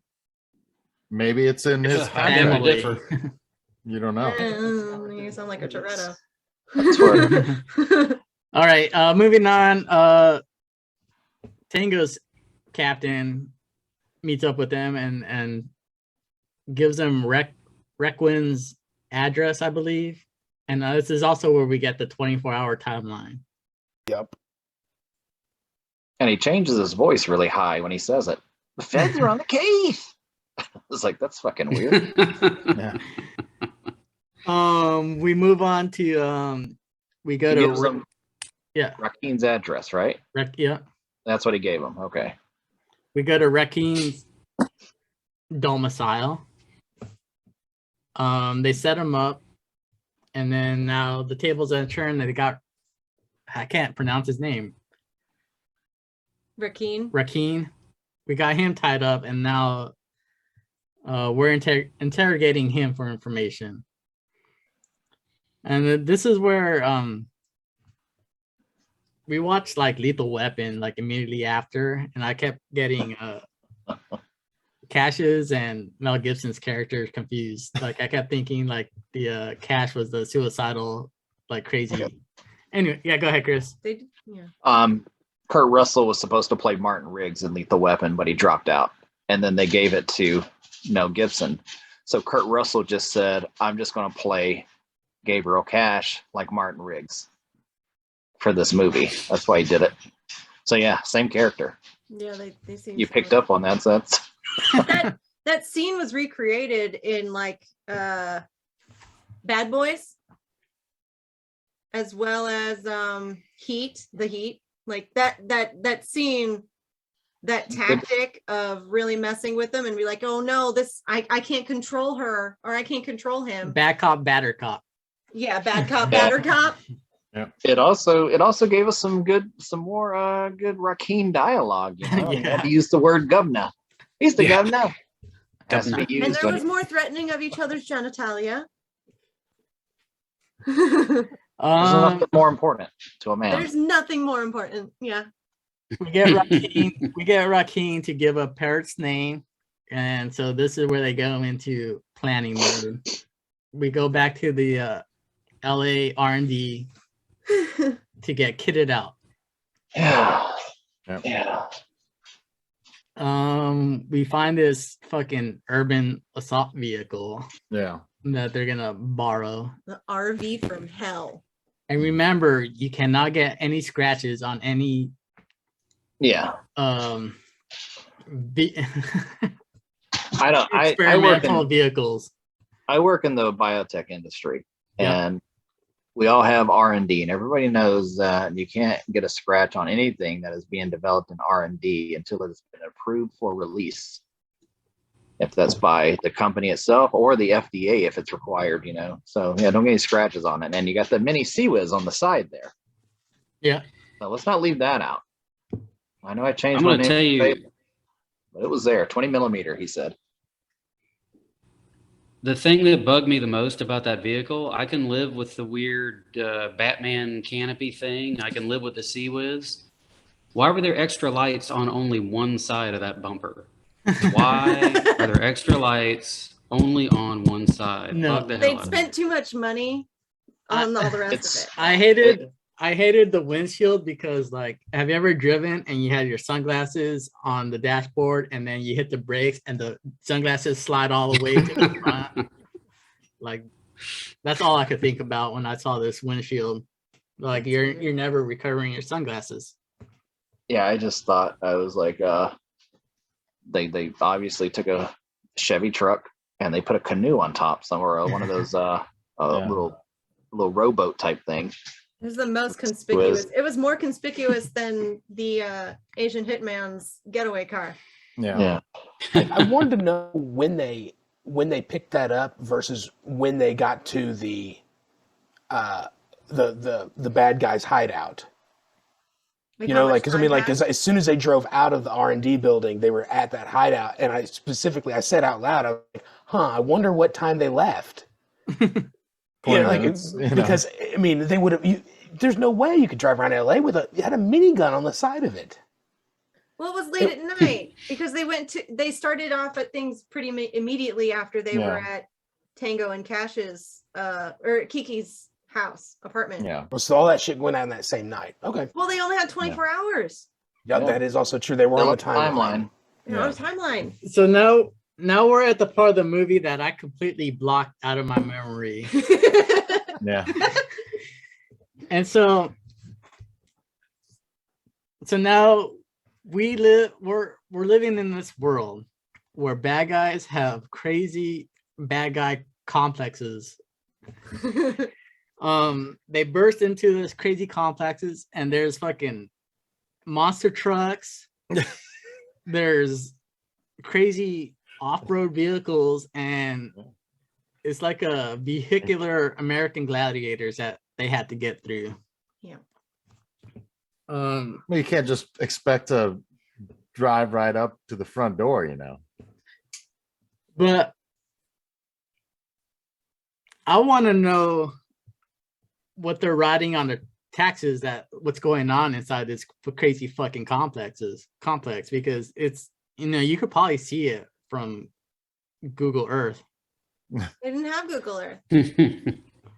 You definitely see on the highway. Actually, what I like about living in this area is I get to go to all these different movie sites where they filmed this in a quarry in Irwindale right behind City of Hope.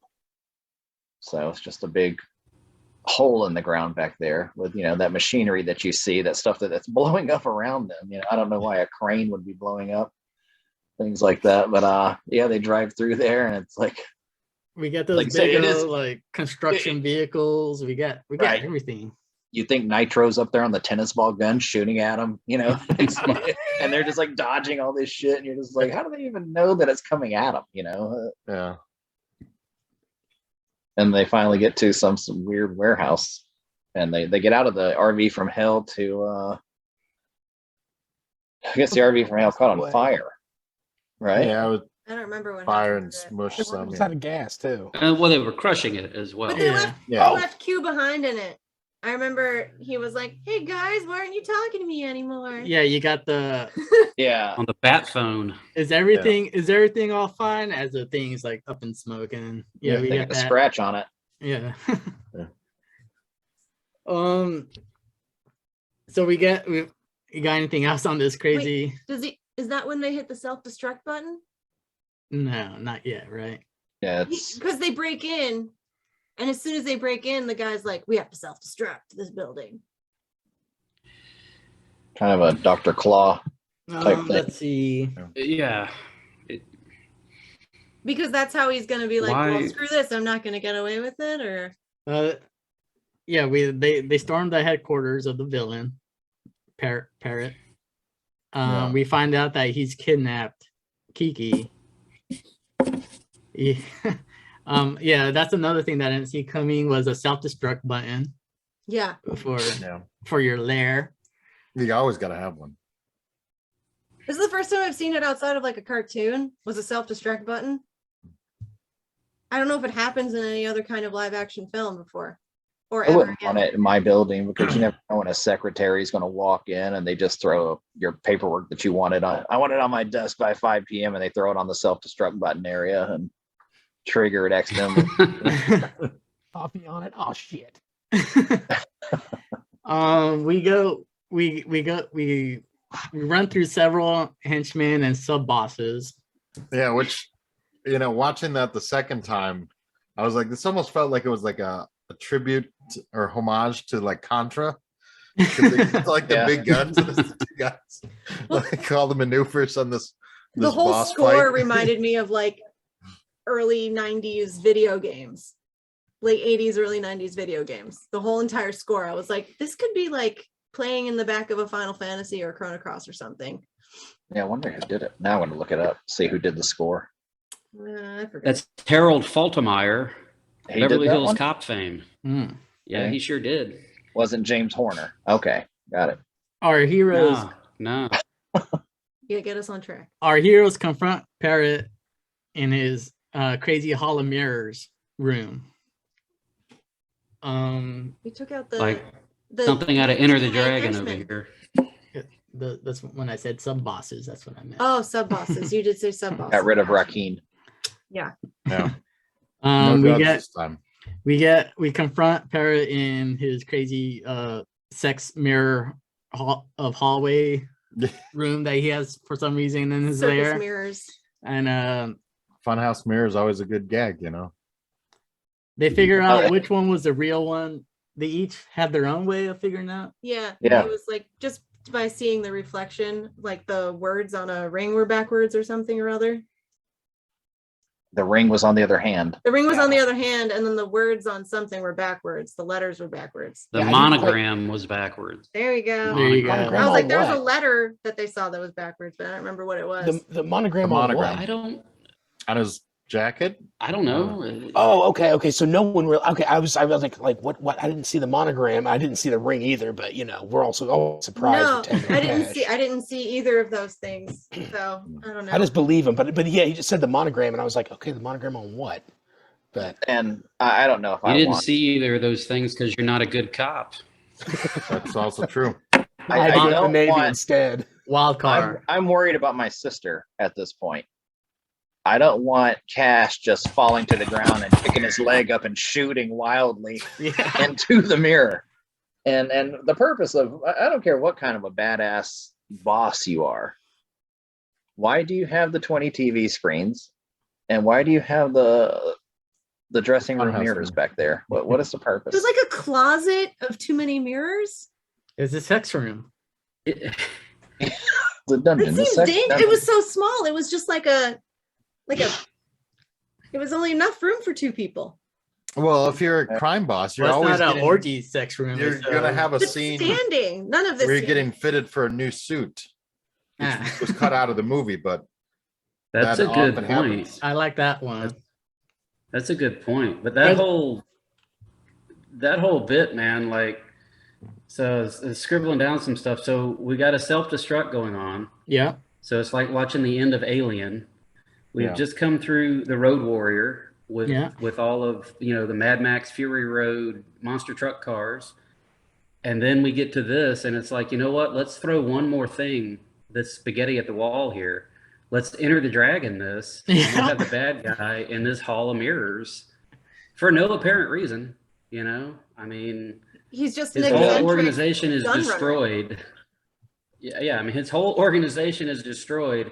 But let me screw around a little bit here and taunt them one last time. Yeah. In my weird, freaky monogram hall of mirrors. Okay, sure. You know, it was the '80s. We did a lot of weird shit. A lot of cocaine at the screenwriters room. That might explain the mirrors. You gotta cut that shit up on something. Yeah, there you go. It's accurate. Why is it always They mirrors? shoot Parrot dead. They gather Kiki and they escape the exploding building. Oh, I'm sorry. Kiki was like out of it, wasn't she, when they're carrying her off? Yeah. She was knocked out or something because So what happened there? Yeah. What happened? Because she Thrown to the was. She ground seemed or like something. she seemed to be like lucid while she's being held by Perret, and then they boot gun him in the head, and then all of a sudden she's like passed out. Or she got hit by some of the shards of glass. I don't know, but but then she's awake again when they're outside. It's an adrenaline dump, and she passed out for a moment. I don't think a dancer who does that kind of drumming gets knocked out from an adrenaline dump. Yeah. That's constant in her world. Yeah. You're performing peak at that Also, at that point in your life. Kiki Drumming was and like going on a trip to do like a dancing gig in France or something at the beginning of the film, and this whole timeline is maybe 8 days, right? Because that was the amount of time it was going to take him to get that drug thing. So Yeah. she was going to go, and she said she was catching a plane. And you don't do like a dance tour in a foreign country in less than a week.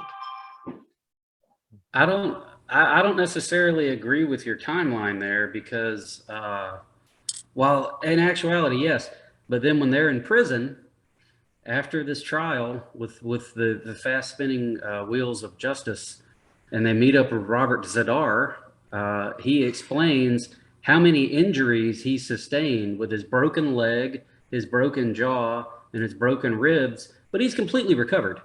So I don't know how many months it takes to recover from that shit, but either that or he's pretty resilient. I don't know. Maybe it is 8 days. You guys tell me. Some timeline issues. But I'm under the impression, because the timeline's pretty much set when that when the main bad guy's laying out his plan to put Tango and Cash in jail. They need to be in jail for a very specific reason, and I can't. And for the life of me, I wish I would have rewound it now and listened to him say how long or what date he had that the country or the state's biggest arm dealer, the county's biggest arm dealer, whatever it was. It was 8 days. He said Wait, so 8 days from now. Okay, so then yes, then it's 8 days. Yeah, so all of this happens in 8 days or less. Yep. So this whole movie, yeah, it's crazy how fast they went to jail. The whole thing, yeah, like you threw it out there. He got a broken arm, he broke his jaw, broke his ribs, and he's chatting up a storm and getting beat up again. Let me finish. We're right at the Finish end. the movie. Our heroes have been vindicated. There's newspapers telling of their heroism, and Cash is trying to get a date. The end. Now let me open up the floor to. They almost say nice things to each other. Did they end with a high five though? The end of the high five. Yeah. Classic. Did I we loved high it. five at the end of the movie? Yeah. Okay. Shut up. Now High five. now I'll open up the floor to anything that I glossed over or missed or anything I you think want we- to backtrack to. I think we covered everything. Yeah, mostly that was all the main things, really. Like we can get into our other stuff.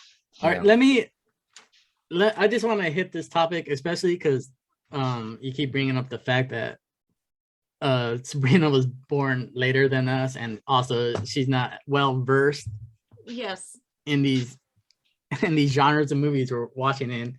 Can we just discuss quickly about how do you guys view these movies when it comes to like the jokes and the misogyny and stuff like that? Do you just say as part of the time? Does it like where do you draw the line?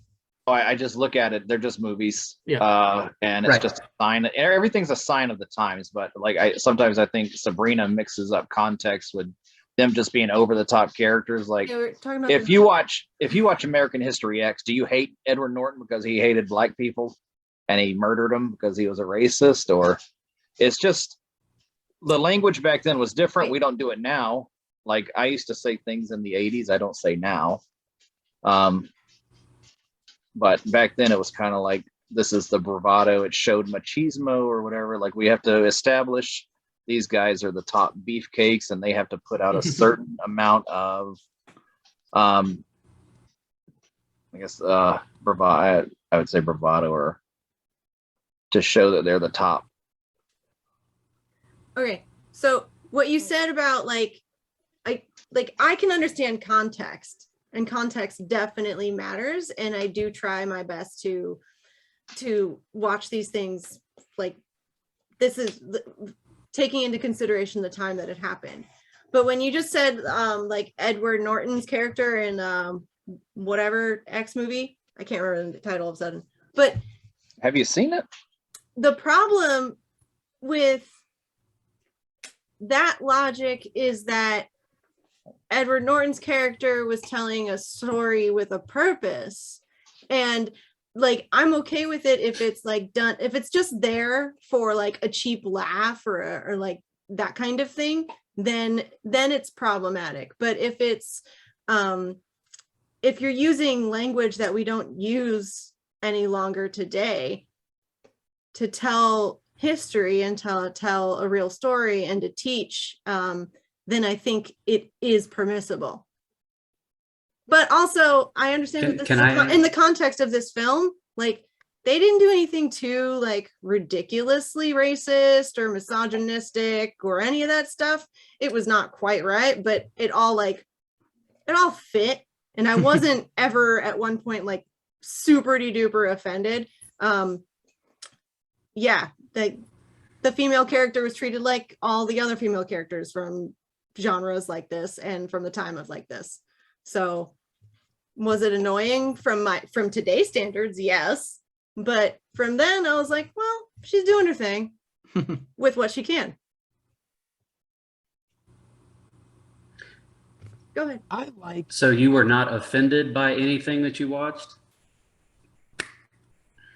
Context matters. Like if you ask me personally today on this day of my brother treated me the way that Tango treats Kiki, I would be pissed. But in this movie, the characters, it makes sense because it's all together and it's from the certain time. I don't know if that makes sense. Like nobody had a problem that nobody knew is she flirting with Tango? Is she a subordinate of Tango? Is she what relation does she have? Like nobody cared then the ambiguous nature of her relationship because it played into this bigger joke later of hooking up with Cash. So, my assumption is their parents died early, so Ray was like the caretaker. He was like her parent. Yeah. But he probably treats her like that because he probably saw her act and saw that she's not going to go anywhere. This is her peak, and I'm gonna have to look out. Yeah, I'm gonna have to look out for the rest of my life. You know. I won't have anybody talking bad about Terry Hatcher. Okay, I draw the line somewhere. But I'm like not talking Terry bad Hatcher. about Terry Hatcher. That role was terrible. No, it was. I just like the way it was like. This movie was specifically designed for like There's a demographic there. a demographic, and I mean, you know, I personally, I love all of that. I like the explosions. I like the, you know, the corny, witty, you know, macho banter back and forth. I like the flexing of muscles. All that's like all of it. It's funny because all of it. there's It's the way that it's the movie's over the fucking top. Yeah. There's It's like it's making fun of itself. That's the only way to do it. You got I will say it again.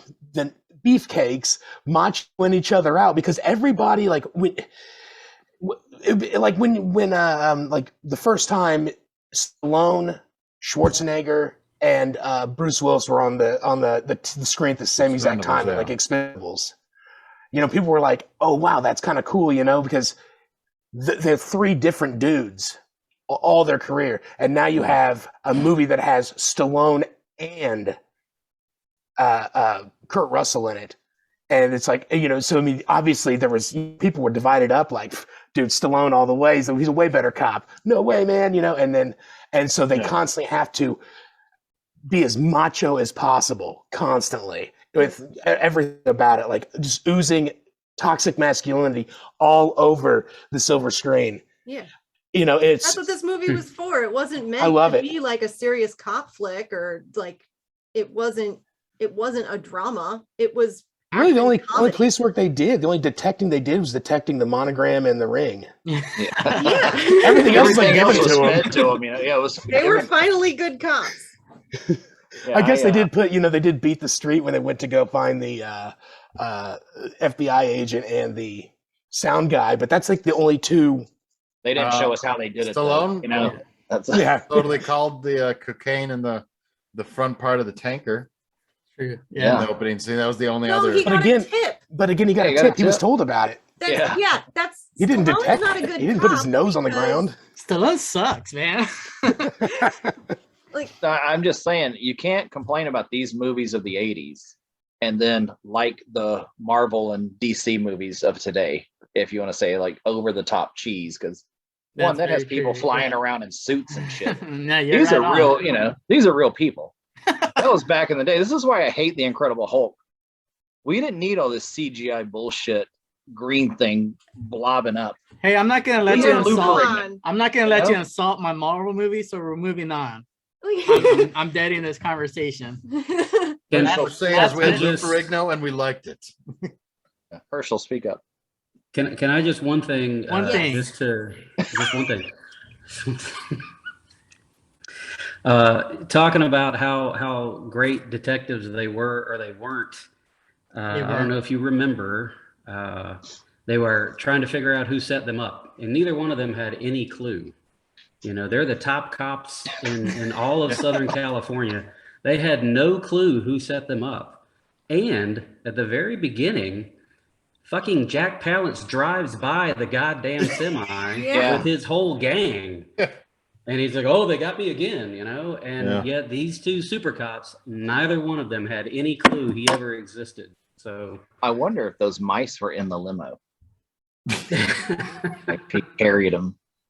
Talk about There was failing a up. second scene with the mice when he learns they escape, right? Yeah. And then Rakim he's holding grabs it. the mice and he's like puts them in his hands, like, calm down, here's your mice.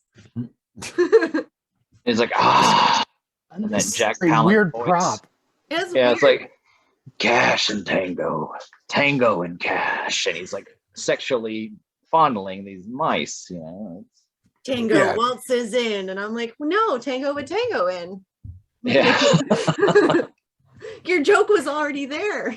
All right, let's get into some extra military instructions, and we'll begin with the recasting.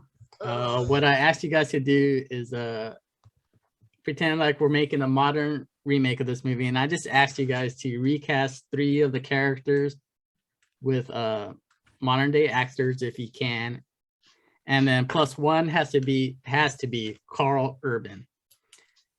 Let's start with Andy. All right. For my recast, I went a little different, but I decided to go for Ray Tango. We'd go Charlie Hunnam of Sons of Anarchy and Pacific Rim and other great recent movies. Mm. He's not that great of an actor, so I think that would have worked. For Cash, I decided to make that my Carl Urban because Carl Urban was kind of in a buddy cop series. They're briefly in the late 2000s or something. It was like Almost Human or something. No, so I figured he'd go back in as a cop, vice having him be one of the goons for a change. For Kiki, I said, "Oh, let's go Kat Dennings." And then for Quan, I said, "Why not Jackie Chan?" Probably about the same age that James Hong was back then. I think you missed the mark. I mean, he replaced Stallone as Dredd, right? Yeah. He's got to take over Tango. And I Yeah, think either Kat way. Dennings is spot on. That's great. She wouldn't need drumsticks. No, that's good. I That's dig the good cast. stuff. Yeah, I liked it. Chris, let's go with yours. All right. Ray Tango is Frank Grillo. Mm-hmm. Gabriel Cash, I put Jason Mantzoukas. He's wild. Rakim is Carl Urban. Mhm. And Catherine is Victoria Justice from one of my favorite shows of all time, Victorious. And that was my recast of modern actors, actresses. Frank Grillo's old enough, right, to have like a parental older brother to Victoria Justice. She's got to be 30 by now, right? 30 something. Yeah. Also very solid choices. Yeah. Herschel. She looks like Terry Hatcher also. Yeah, a little bit. Yeah. Herschel, let's go with yours. So I've only got 3. I apologize. So obviously, Carl Urban, I am going to put him in the Jack Palance role, so he can play with mice. And for Ray Tango, for our prim and proper, I'm going to go with Ryan Gosling. And then for Gabe Cash, I'm gonna mix it up on the Murtaugh and Eddie Anderson, and that's where I'm at. That's where I'm at. I want to see Gosling in every action movie. I think. Well, they did the the other that's guy, the buddy- nice Nice guys. Guys, yeah. The That's nice a buddy guy. cop film. Yeah. Yeah, that was a great one. Okay. Joe, let's go with your recasting. For let's say Perrette, Yeah. I chose Bryan Cranston. Hmm. I almost did that. Nice. For Tango, I chose Benedict Cumberbatch. Ah. He can play an American, and also he looks good in a suit. Yeah. Interesting. Just picturing modern Sherlock.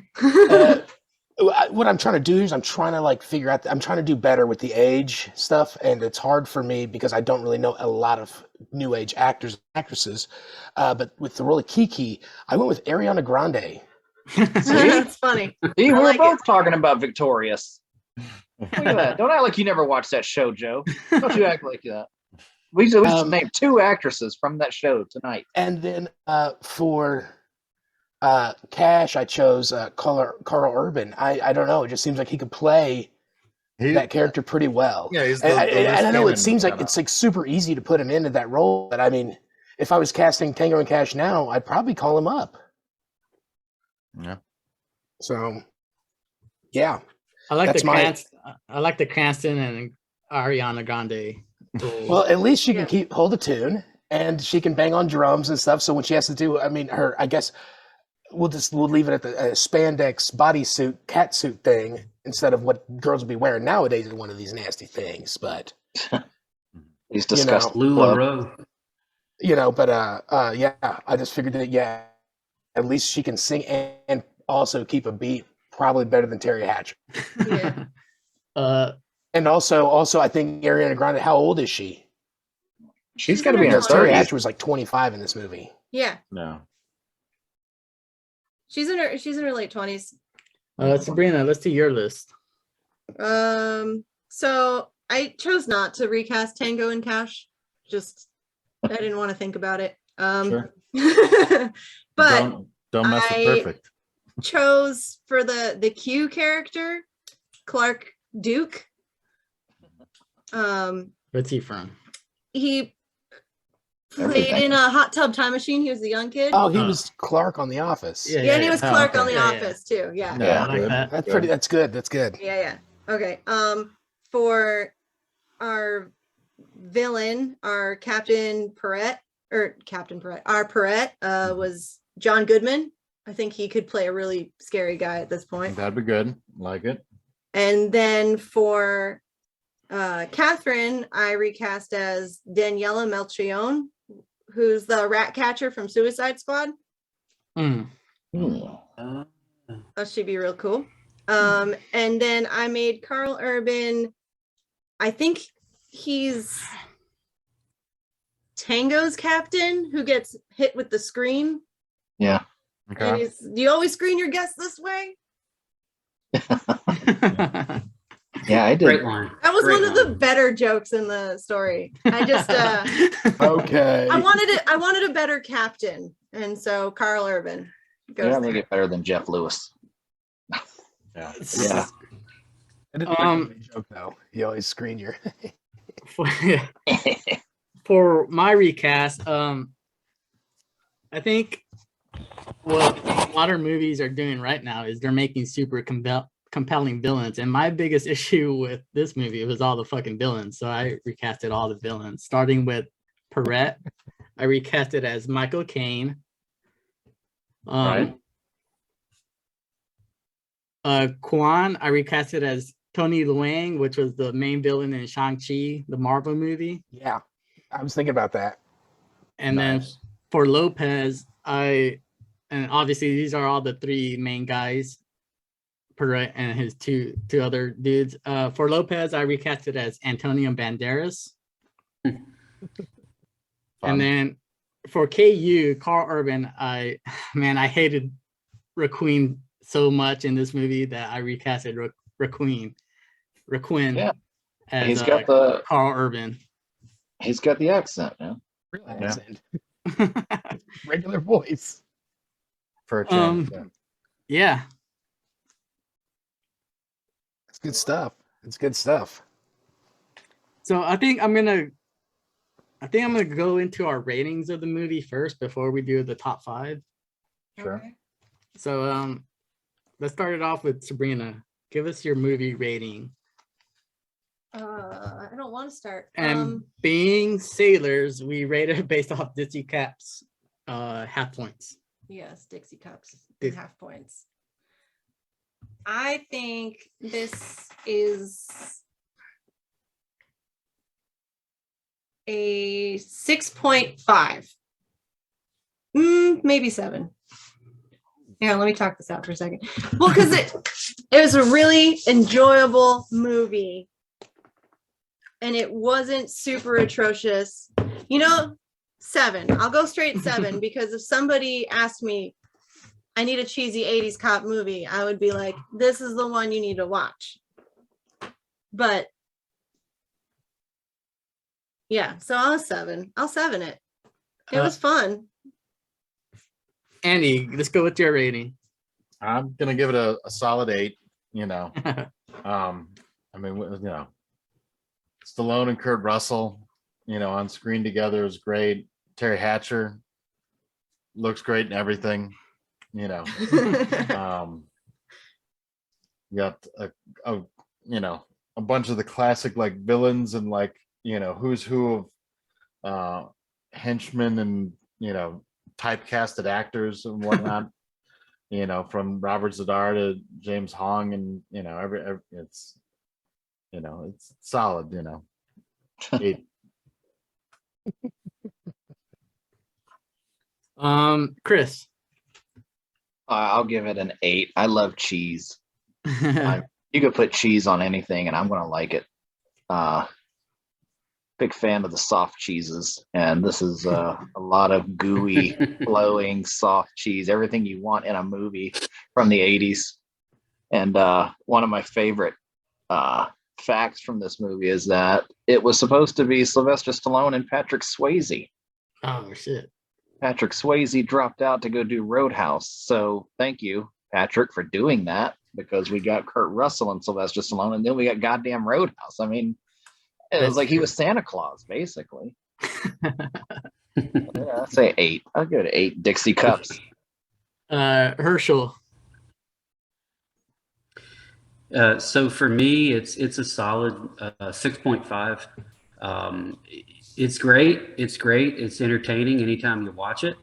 It's good stuff. I too like cheese, and this is definitely Lethal Weapon with a big old can of easy cheese and some crackers, and I think it's fantastic. But 6.5 for me. Joe.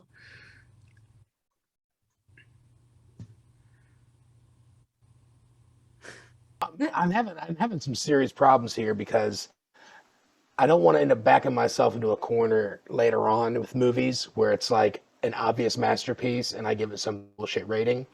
But so I'm trying to dial it down because there's no way it's a 6.5. I'll tell you that. And I'm pretty sure it's not an 8. So I'll tell you what, I'm going to go with a solid 7.5. It's got high rewatchability. It's corny enough that it's funny. Yeah, it's a lot of fun. It's one of the, you just shut your brain off and enjoy it. Just hang out and have a good time. Yeah, absolutely. 7.5. I'd watch on a Friday night with the boys for sure. As if we're having movie night, the guys. But I mean, if that was a thing. And as far as me, like viewing it now, 2022, like I really did have a problem with the villains. I thought the villains were they were shitty. Like everything you guys said, the cheese, I love it, the actors, I love them and everything, but like my brain couldn't get over the fact that these villains were pretty terrible. So with that being said, I gave it a 6.5, and I feel like I keep aligning myself with Herschel. I think we're movie soulmates. So can't believe I rated this higher than you. I know. I should have stuck with the 6.5. Let me do some. Go with your heart, Sabrina. It just seems fairly quintessential to the genre. So I feel like that's important. Well, I agree with you. I just watched like 15 buddy cop movies in this past month. Like, and if anybody has an idea of what would be the perfect buddy cop movie, I am taking this covers Sabrina. all the bases, and so many of the bits done in this movie are redone in so many other cop movies. So we collectively averaged out to a 7.25. Rotten Tomatoes has a critic rating of 30%, so you could say that's a point or 3.0, and the audience score of 52%, so 5.2. So we rated this movie higher than the audience score. Good. Well, like, yeah, I like being more it's intelligent. fun. It's Audience. not a thinker. What's the thing that's like the audience rating it as Rotten Tomatoes came out, where if you looked at whatever was rated when it came out. Yeah. I'm trying to be unbiased, like objective and unbiased. Geez, the movie's called. I mean, it's literally called Tango and Cash. It's not Romeo and Juliet. Yeah. I mean, what do you go in there expecting? I know what I expect, and I got it. Yeah. Sylvester Stallone knows what I want, and he just puts it out all the time. So As of 2019, Stallone wants to do a sequel, and he's pretty sure he could get Russell in on it. Absolutely. yeah, Russell does everything now. Yeah. It's like he's popping up everywhere. And he does it You know- great. Where did we too. get you? I'll Mr. tell you, Nobody. I'd like it if they did it too, like with the same toxic masculinity, over the top cheesiness, but with like two 60-year-old men. That's Yeah. what I. That's Well, what those I guys want. exist in real life still, so Yeah. I want to do one upping and like bucking up on each other like a couple of roosters or something like the entire time. Kurt Russell should do it because I just saw him in F9 over the weekend. I mean, if he's doing the 13th sequel to again Fast and Furious, But it was great. or he'll do another Tango and Cash. That movie Gotta was try that straight up lager, man. trash. And from one car to another and keeping your balance. Come on. Let's go. Let's move. Let's move on to assignment number 2, which is the top 5. What I asked you guys to do is pick your top 5 characteristics you'd want in your buddy cop partner. And then I also got a little surprise. I want to go with Chris because I don't know if I explained my top 5 correct, and my top 5. You want characteristics? Yeah, that you'd want Right. in your buddy cop partner. So go ahead, Chris. All right. I need skills. Mm-hmm. It's somebody who which encompasses their bullshitting ability to get out of any situation if it becomes dangerous. Because in a buddy cop film, we're always You need in someone plain that's- clothes. We're pretending to be other people. We're not. I need skills where you can think on your feet and bullshit, and that's why that would be my number 5 ability, and that was possessed by Axel Foley. If you want a reference point Yes, of I what do. I'm talking about.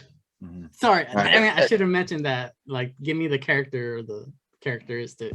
Yeah, I did the skill and the character to reference it, and this one's for Sabrina. I need some recklessness in my partner. Wait, not what is afraid to his do name? not afraid to do the dangerous shit, and that was demonstrated by Martin Riggs. Of course, he'll do anything. Why? He doesn't really care if he lives or dies. So I know I do care if I live or die, but I got this partner who's going to do a little bit more dangerous shit than I am. And then my number 3, I do need balls. I need bravado, and that's my the reference for that is Dirty Harry Callahan. And then my number 2 is, I'm sexy. I need a sexy partner to, sex appeal for the ladies. And I chose Sylvester Stallone as Cobra, Marion Cobretti, for that. The dark, I don't know what kind of haircut, the Herschel Mims haircut, basically. Yeah. Maybe So I need 30 that. years ago. And number 1, you got to have a great detective. You got to have a bloodhound Yep. as your partner, which a lot better than Tango and Cash.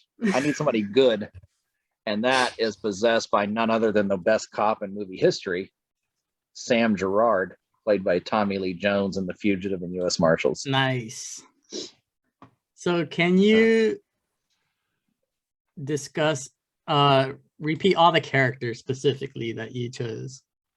Axel Foley, Martin Riggs, Dirty Harry Callahan, Marion Cobretti, and Sam Gerard. So as you can see, I have about 13 buddy cop films on this spinning wheel, and I'm gonna spin it. And with you and your buddy cop partner, we're gonna see how well you would do in this movie scenario. Does that make sense? Yeah. Okay. Oh, Adam, I see you put End of Watch. You're a big Michael Pena guy. Yeah. I'm a huge Michael Pena fan. Speaking of End of Watch, Yeah. how would you and your buddy cop, your made up buddy cop, do in End of Watch, do you think? Would you make it? Hell, we'd make it, yes. Because at the end, when they're getting blasted to hell in End of Watch, and they run out and they get out into this alley, there's one of the gang members sitting in a car just in case they came that way, and they blow his head off. At that point, my partner, my buddy cop that I put together, he's going to be like, hey, let's take that fucking car. And we're going to drag that dead body out of that car. We're going to hop in that car. We're taking off. We don't have to wait on the cavalry at that point. We're getting the hell out of there. And unlike Tango and Cash, we're going to go get our team and come back and find these people because Awesome. we know who they are now. For the rest of you guys, I apologize. I should have mentioned to bring up the character your buddy cop characteristics are coming from. So if you didn't do that, we could skip the wheel thing. But Andy, let's go with yours. Okay. I kind of like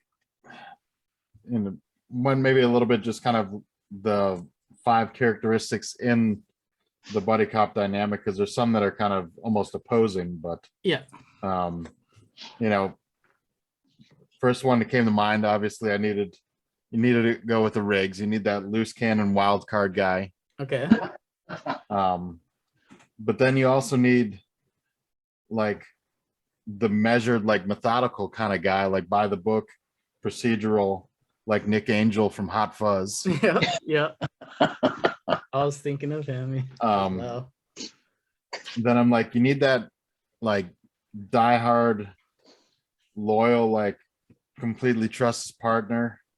Will take the shot when he tells you to. Jack Tabbert from Speed. Yeah. But you also need the guy that keeps it interesting. So you need like the wisecracking Joker and everything else, and the talker like Carter from Rush Hour. And then and kind of the last one almost plays into a Riggs thing, but I just kind of like, you also need that somebody that's not afraid to like bend the rules a little to like get the job done, kind of. But I couldn't really think of exactly who, but plenty of, you know, wild card people will go, you know, outside of the traditional bounds of the law, I would say. So just say Jack Slater. Sure. So can you repeat the characters really quickly? Yeah, so we got Riggs, Nick Angel, Jack Tabbert, Carter, and Jack Slater.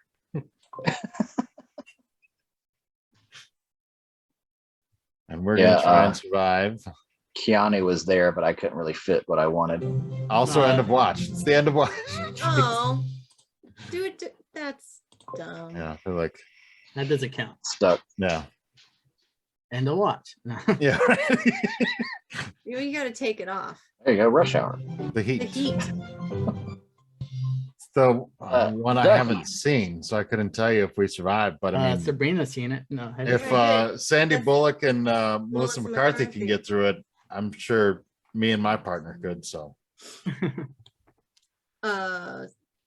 what Melissa McCarthy's character that takes place in Boston, and she's a cop, and Sandra Bullock's the FBI agent, and there's a drug lord that's like murdering people in awful ways, and then it turns out that Melissa McCarthy's character is like the street smart one, and her brother is in cahoots with the bad guys, but it's so that he can help them, but her brother gets hurt, and then they take down the bad guys. Chris, no offense, Sabrina, but since you're familiar with the movie and probably all of Andy's characters, does he make it to the end of the movie?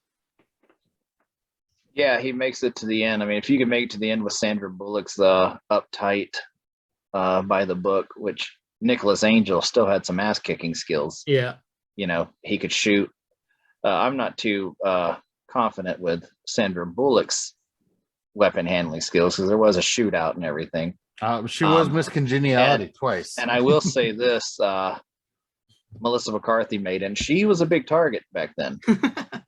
And trying to think, because I just watched it the other day. We were talking about it.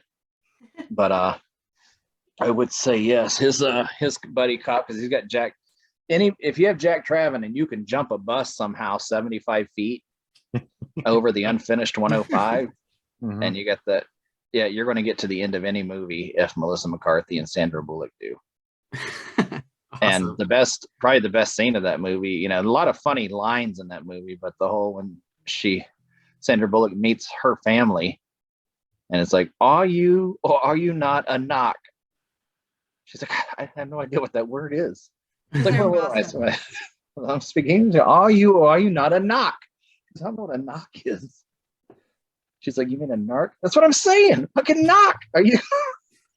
Bill Burr was her brother. Michael Rappaport's her brother. They had a lot of good casting. Awesome. I don't care though. Herschel. Yeah. Herschel. I told you there's something wrong. What's up? Can you hear me? Yep. Recap. No, top 5. Sorry. Okay. So you're going to need somebody, and this is 2 characters here. You're going to need somebody that can pick out some weaponry. Yep. You know, I mean, if modern police officers have taught us anything, it's that they shoot 80% of their day. So I'm going to get Billy Rosewood from Beverly Hills Cop 2 because he had one hell of an arsenal just on the back of his closet door. Right. So Billy Rosewood there. And since all you're doing is shooting as a cop, you know, as every movie has taught us, you don't have to be a detective. Martin Riggs, you want to have the ability to shoot like Martin Riggs. But you got to be sensitive also. And you need that altruistic guy. So I'm going to dial it back a little bit, and I'm going to Jake Hoyt from Training Day. He was, you know, he was a true blue guy, and he was just out to do good. And so then, you know, kind of with the resourcefulness, I'm taking Marion Cobretti because this guy was taking down one of the hardest gangs in California. He goes to his house to process evidence because his equipment is better than what they have at the station. So you need that. And also from Cobra, I'm taking Gonzalez, his partner. Herschel, you got to talk about Cobra's instruments that he uses to eat with. Well, that's also true. He is extremely resourceful. My man cuts pizza with scissors. So, but with Gonzalez, I mean, this guy's eating food off of a hospital tray, and he gets shot up, and all he's thinking about is gummy bears. So you know that is one tough dude. So there you go. You've got Billy Rosewood, Martin Riggs, Jake Hoyt, Marion Cobretti, and then just Gonzalez from Cobra.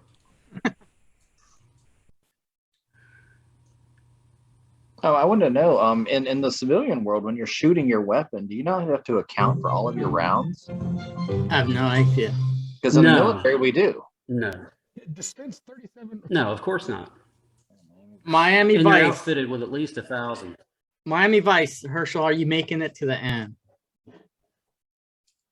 Yeah, well, absolutely. I mean, and because here's the thing, man. I mean, with Miami Vice, it's a non-starter, man. I mean, you've got Tubbs and Crockett already, so you're not really having to come in and clean up a whole lot. I mean, they're going to take care, and especially in the Miami Vice movie, my God, Tubbs was flying a Learjet. I mean, how well trained are the freaking Miami cops? You know. Vice and then, you know, in that one, old Crockett's got a mustache to die for.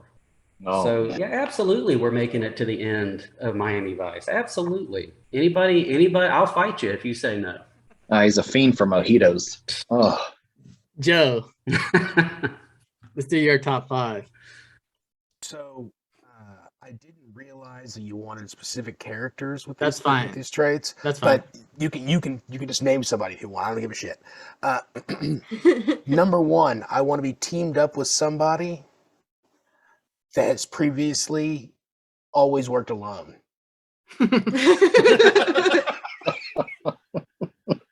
I work alone.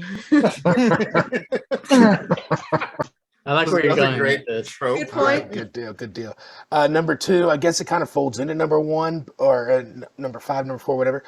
But I prefer him to also be a grizzled veteran. Okay. So I guess at my advanced age of 39 years old, he would have to be about 65.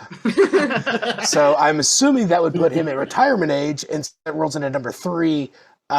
He has a nothing to lose mentality / last day is tomorrow. Yeah. All right. That can refer to his retirement, or at the same time, we're going to go back to prison in 24 hours unless we solve this case by any means necessary. So that's kind of the last day tomorrow, nothing to lose, you know, folds into each other. My number 2 ability from my partner would be the ability to seamlessly fight shoulder blade to shoulder blade style at any given moment. And then my number one trait, I would like him to have great comedic timing of dick jokes. You kind of just described Murtaugh. You went the comedy route for sure. All right. Can you go quickly do a quick rundown of all the 5 traits?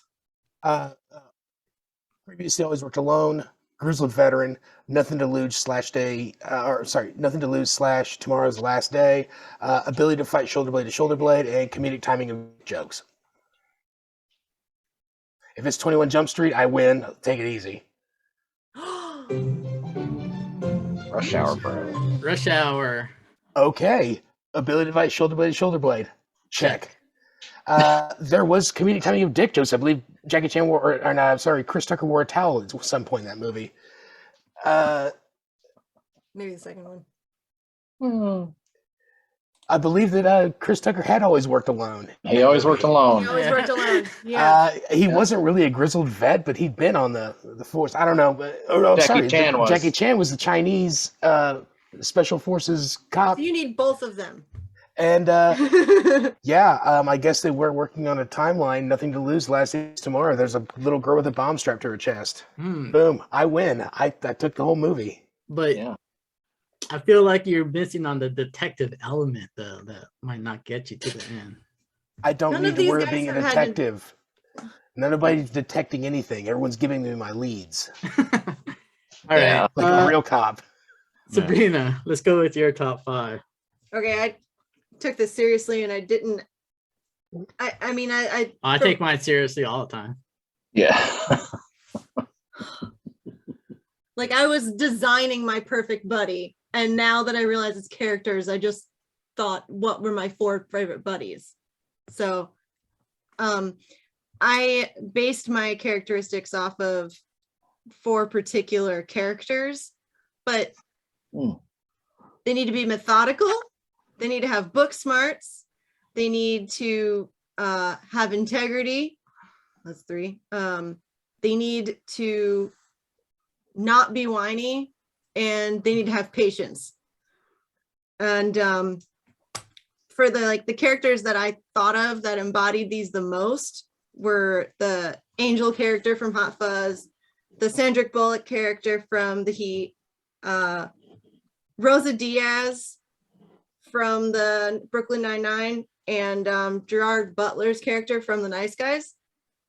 I guess I need them to be intimidating because I'm not intimidating. I'm gonna add a 6th character. Russell Crowe. Like the guy from 7. Oh, that's a tough one. Nobody can. I hate this movie so much. You'll make it through, but you'll never be the same. You'll never be the same. Yeah. Until you find it in the box, Sure, the cops will make it through, but that's a. This is why you can't have relationships if you're a good cop. This is an ugly one. I guess I'll do my top 5 now. Yeah, I guess so. I don't have much to say about that. First of all, my buddy cop partner, I needed him to have a dedication to justice and duty. So I picked Officer Jake Holt from Training Day. I need my partner to be an incredible marksman. So I also chose Martin Riggs from Lethal Weapon. I'm telling you, besties. When we inevitably lose our arms and we had to go to fighting, I need someone with really good fighting skills. So I went with Chief Inspector Lee from Rush Hour. Also wanted an actual buddy with good detective skills because we're obviously law enforcers. So I went with William Somerset from 7. And then I wanted a tough guy with a strong mindset. So I went with Jackson Healy from The Nice Guys.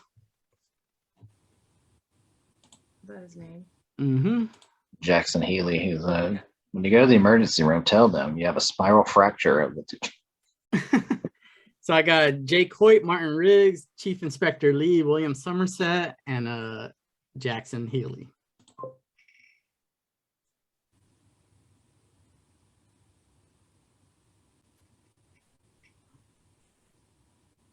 Nice. It's Bad Boys Part 1. Okay, so concentrate on that, not the gratuitous slow motion that helped you get through Part 2. Too easy. Weapons, a hand-to-hand fighting, super good detective. I think that's pretty much I need to get through Bad Boys.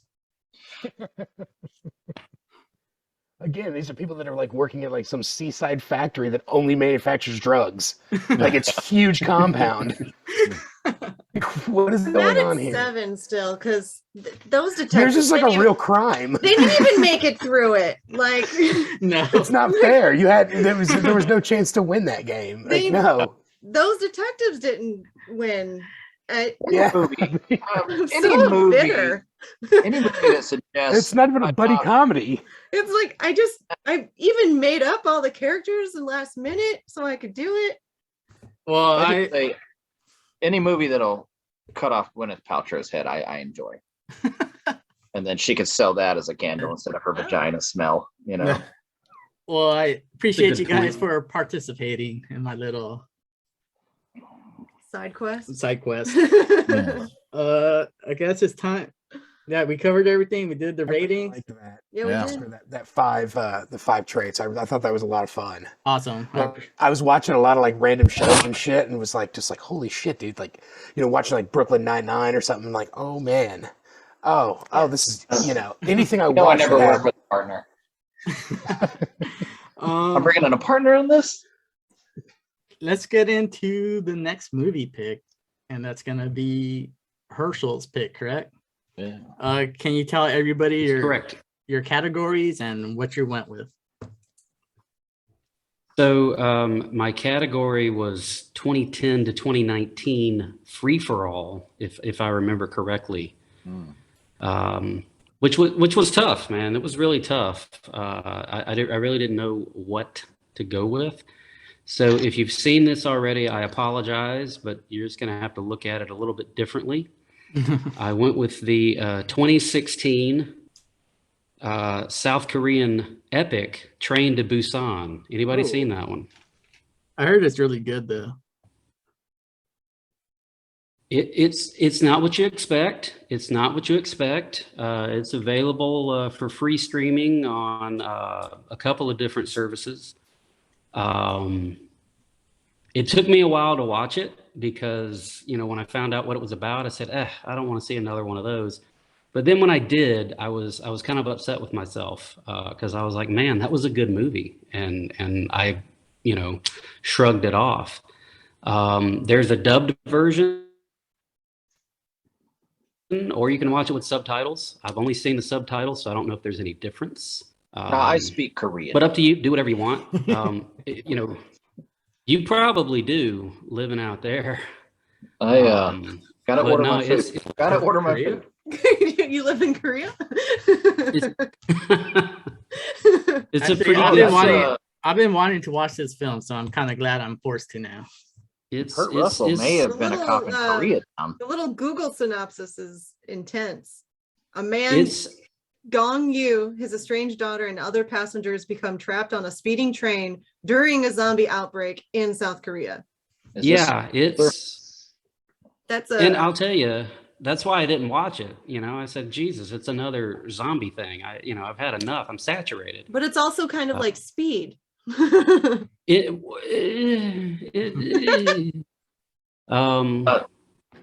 took a ship on once. Stuck on a train. My side project is not going to be as much fun as yours, but you're going to have to do a little soul searching. So what I want from you is 5 movies that, and it doesn't have to be the whole movie. It can be a scene, but I want to know the scene and the movie and what it was that elicited an emotional response from you that you did not expect from that movie. And Every after you movie I watch Train to watched. Busan, and it could be humor, it could be sadness, it could be anger, whatever it is. And after you watch Train to Busan, you'll know what I mean. Because I definitely got more than I bargained for. It wasn't what I was expecting. So yeah, that's what I got for you. Train to Busan, 2016, South Korean epic, and 5 movies or scenes from movies that elicited an unexpected emotional response. I'm looking forward to it. That's very specific, so I appreciate that. So I can't put the heat because I Hey, expected look, man. to laugh the whole time. You can, and if it was anger because it wasn't funny, that's fine. Side note, are we going to get blasted for whitewashing when we put Carl Urban in this recast? I don't think so. Okay. No, Not for the not by purposes me. of this. I mean, I'm just saying, the I don't internet's own the weird. rights. Korean for this. actors. Yeah, So yeah. if I just Google and just say names, we're just going to have to go along with it. You just choose Young- regular. We could whitewash this. Yeah. All right, good. Young Ho Good. Koo. I mean, I'm going to blackwash you can it. just say Jackie Chan in every role. Just to be That's fine. safe. He's gonna blackwash it. Maybe it's blackboarding. I don't know. I'm gonna Yeah. pretend like I didn't hear that. Jake And move on. Gyllenhaal. Who's Jake next? Gyllenhaal's played Middle Easterners before, right? I think so. Yeah, I did. Prince of Persia. Prince of Persia. Okay. I'm gonna say Yeah. Andy's next, right? I believe so. I think so, because All he right. did Christine. Are you ready, Andy, for your category? Yeah. Andy Sabrina. Yeah. Turn it again. Ooh, 90s free. Oh, Everybody's getting free for alls. That's a good one, though. Stuff. That's good stuff. Yeah. Yeah. We've had So free many- for alls. That's gonna be tough though. It's the free for all is tough because you have limitless possibilities. But I got some interesting ideas maybe. Don't fuck Depending it on when up. things came out. Those free for alls, you can fuck those up. Yep. see, and that's how Adam got me with that bull. I was like, I got too scared, man. Yeah. I need to pick something good, and it was a tough one. He had me nervous. Yeah. No, if I get a free for all, I'm going with a like an offbeat, like romantic drama or something. Andy, you're not allowed to do that Arnold Schwarzenegger pump up the jams or whatever it is. Not the That, I pick something I really like. You can't do Last Action Hero. It's already been done. All right, guys, that was a fun time. I appreciate you for joining. Looking forward to the next film. Herschel, you're hosting that one. That's all you, man. Say bye, everybody. So oh, Bye. bye.